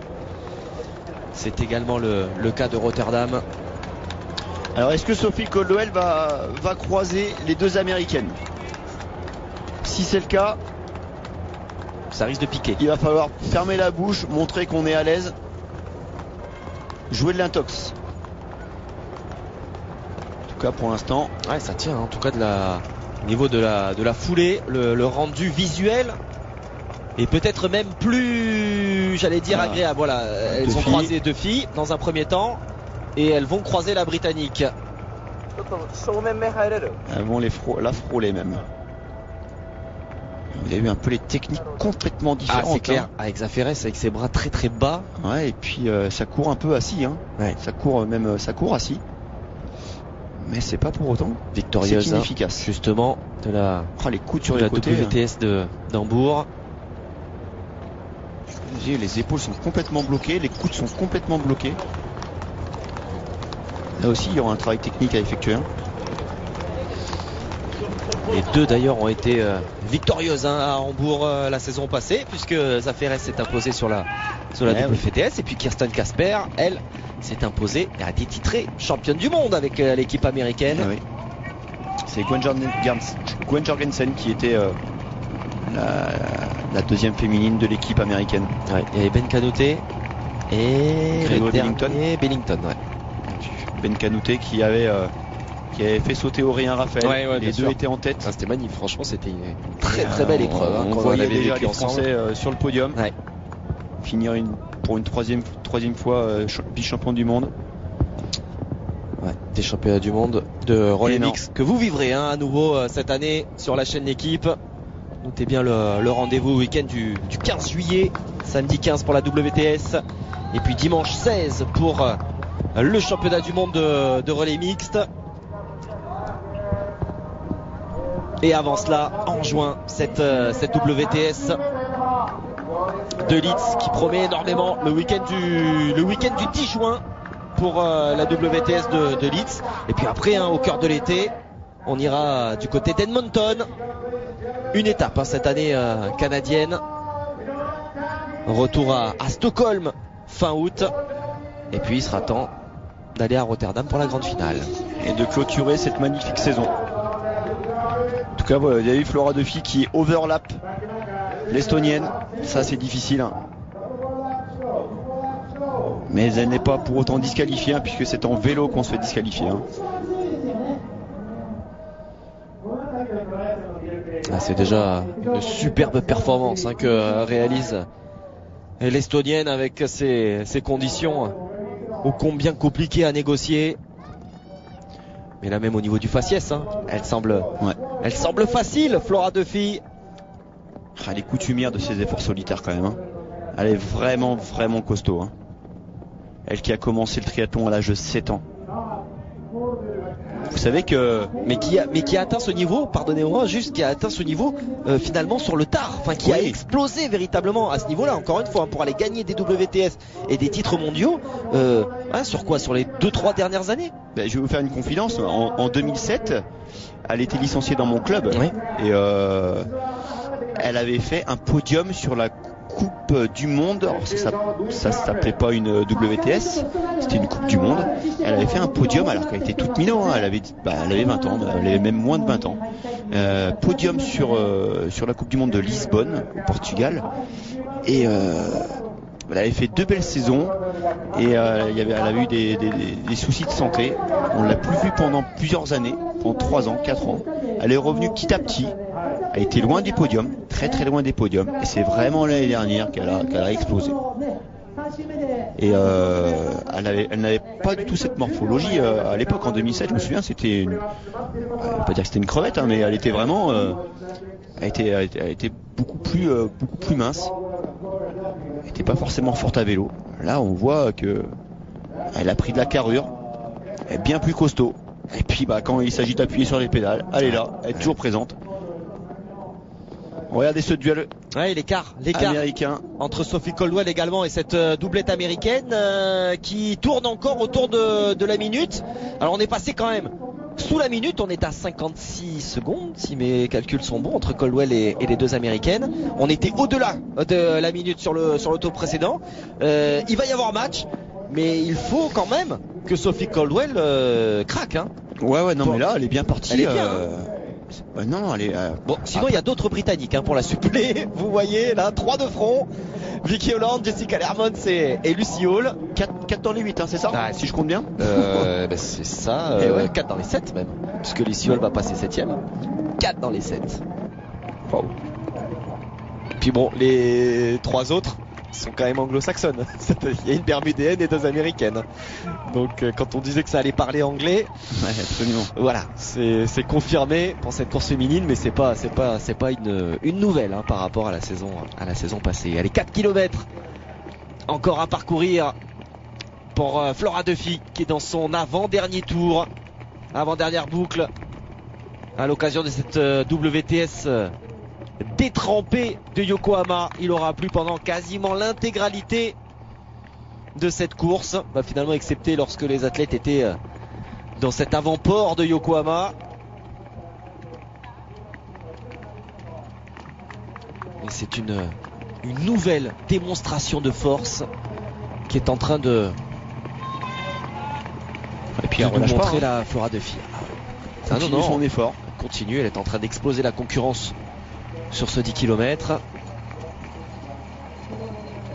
Et elle se met dans les meilleures dispositions, pourquoi pas, pour défendre son titre, même si, on le dit, elle n'a plus le droit à l'erreur. Il n'y a plus de joker pour Flora Duffy. En tout cas, elle doit réaliser de gros résultats sur chacune de ses sorties avant la grande finale. Leeds, la prochaine étape, celle de Leeds, pourra lui convenir puisque le parcours est assez accidenté. Il y a 20 km, puisqu'il y a 2 parcs à vélo, il y en a un au bord d'un lac.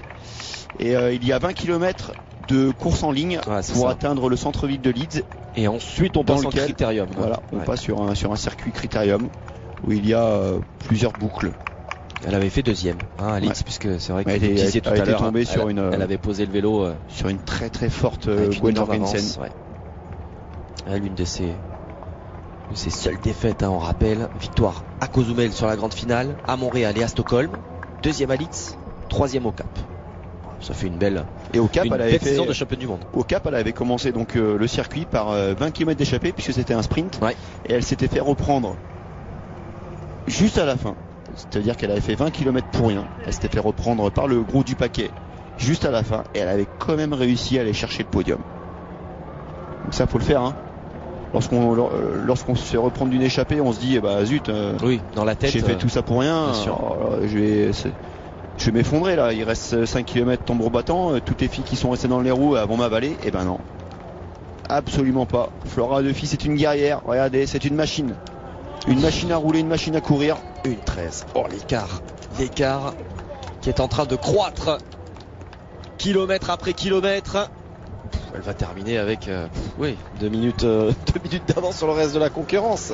Là faut qu'elle relâche, elle va observer l'écart en croisant ses poursuivantes et elle va se dire c'est bon, je peux finir le dernier tour tranquillement. Vous savez, une saison est longue. Ça sert pas à grand chose d'écraser la concurrence. Hein. Parce que là, elle va croiser l'Estonienne, qui est overlappée. Et Coldwell, elle est pas encore là. Hein. Regardez. Le caméraman pense que c'est la deuxième, mais non. Là, il faut dire qu'elles sont pour le coup tellement éparpillées qu'il est quand même compliqué d'aller trouver la deuxième. Ouais, c'est peut-être même plus la bataille pour la deuxième place. La pauvre Kvyova, l'Estonienne.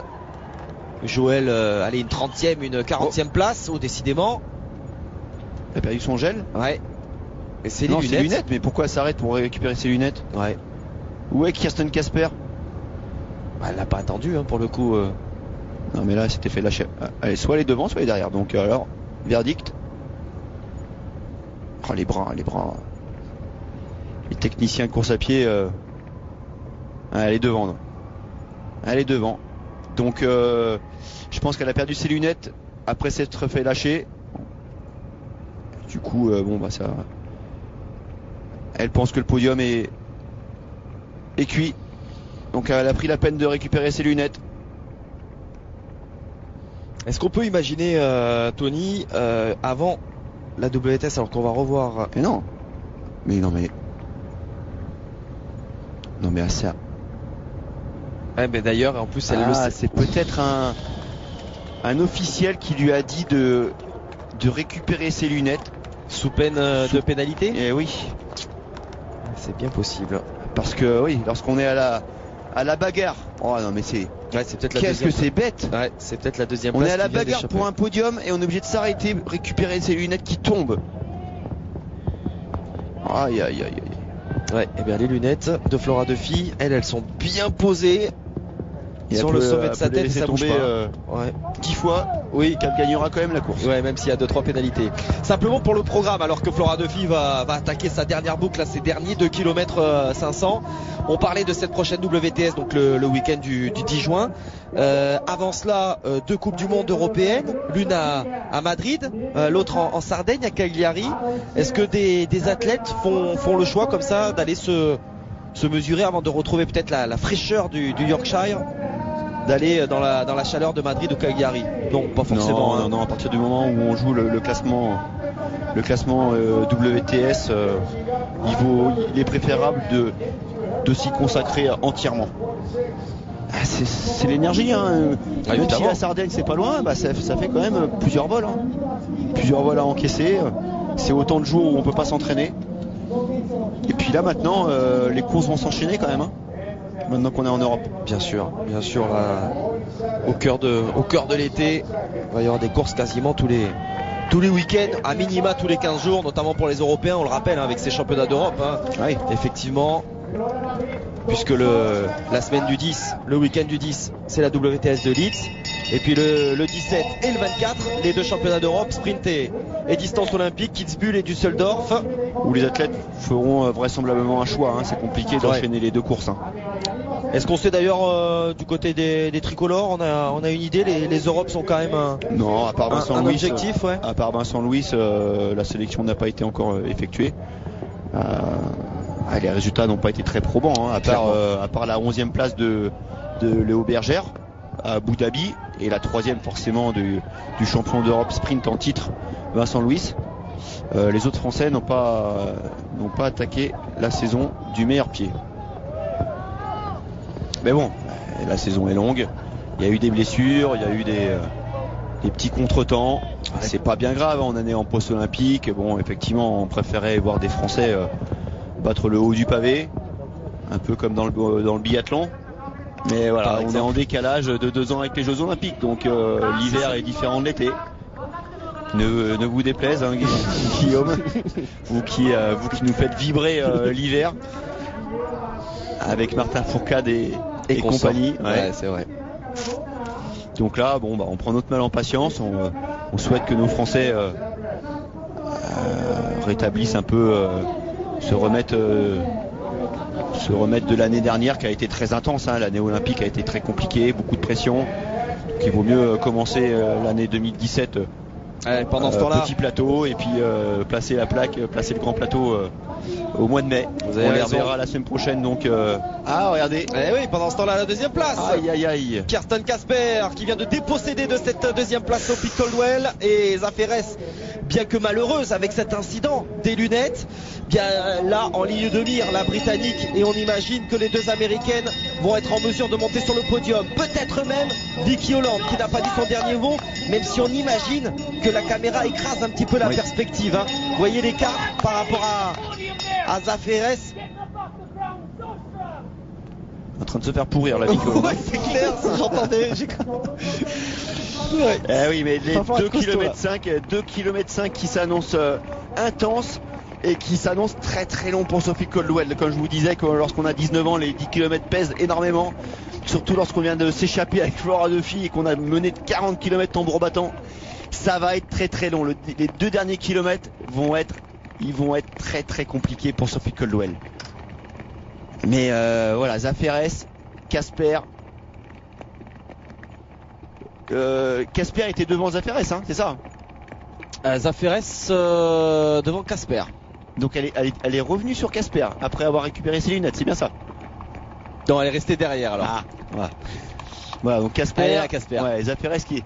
Et regardez cet écart, c'était l'écart qu'il y avait au ramassage de lunettes. Ouais, tout à fait, tout à fait. Donc c'est bien cette deuxième place qui va peut-être échapper à Zaferes à cause finalement de cette erreur d'inattention, puis de cette maladresse. Hein, c'est pas volontaire bien sûr. Hein. Moi je dis qu'il faut changer d'équipementier. Hein. C'est vrai. Ou alors que là, pour serrer les montures avant de partir.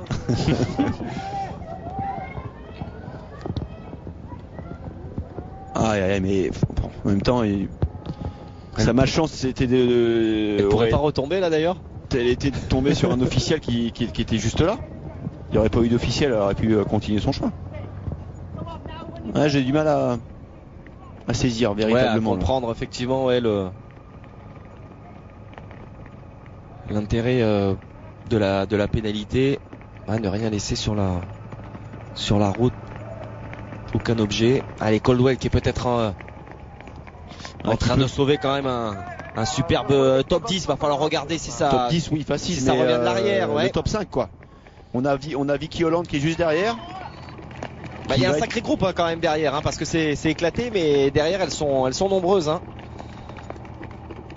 2-10. Ouais. Non, elle relâche pas. Hein. Non, elle relâche absolument pas.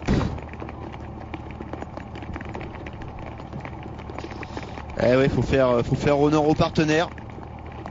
Quelle belle vitrine cette Flora Duffy. Ah oui, s'associer effectivement avec Flora Duffy, c'est un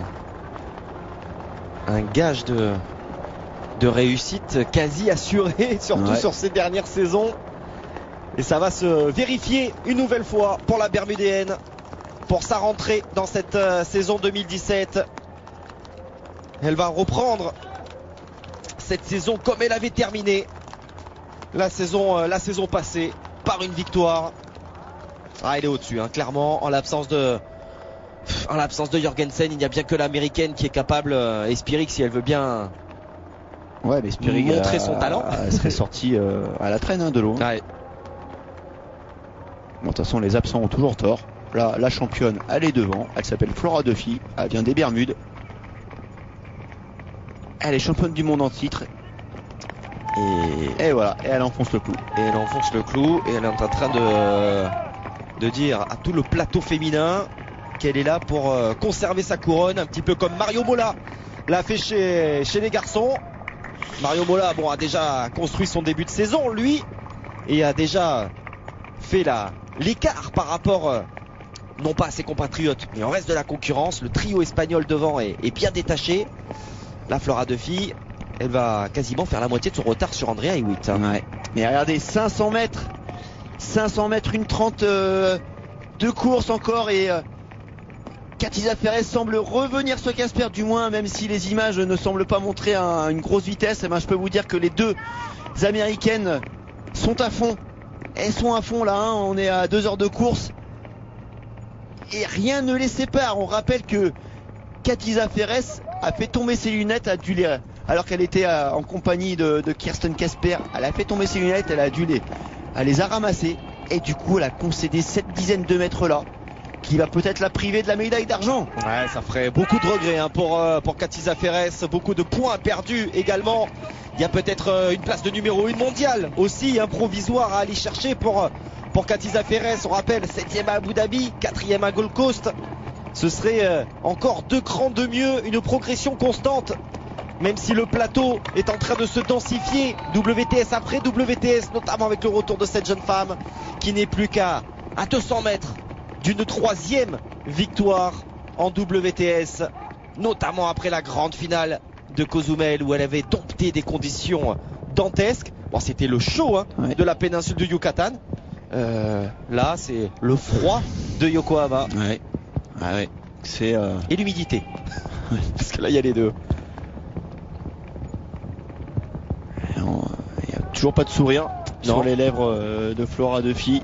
Elle va au bout de son effort. 1h55, plus que 100 mètres, dernière ligne droite, avant-dernière ligne droite, avant de tourner à droite et d'emprunter. Les garçons l'ont couru en 1,48 hein, oui, de mémoire. 48. Ça veut dire aussi la performance hein, quand même sur 2 heures d'effort, quasiment 2 heures d'effort. On va avoir 8 minutes d'écart entre la première jeune femme et le premier garçon. Fabuleuse Flora Duffy, nouvelle fois, qui va éclabousser cette WTS de Yokohama. Quel retour à la compétition pour la Bermudéenne, qui va pouvoir prendre le temps de saluer les quelques spectateurs qui ont bravé les conditions météo pourries. Ils méritent effectivement ces quelques mains claquées par Flora Duffy. 3e victoire hein, donc je le disais pour Flora Duffy, la championne du monde en titre, qui revient d'entrée à son meilleur niveau et qui vient chercher ce succès, j'ai presque envie de dire, mon cher Tony, sans grande difficulté, tant elle a été au-dessus du lot. En tout cas, qu'est-ce qu'elle est belle cette ligne d'arrivée, qu'est-ce qu'elle est belle cette championne, sans grande difficulté, mais elle s'est employée. C'est pas venu comme ça. Et regardez, regardez Katica Ferres qui récupère son bien. Et ben ça fait plaisir, hein. Mais ce n'est pas fini.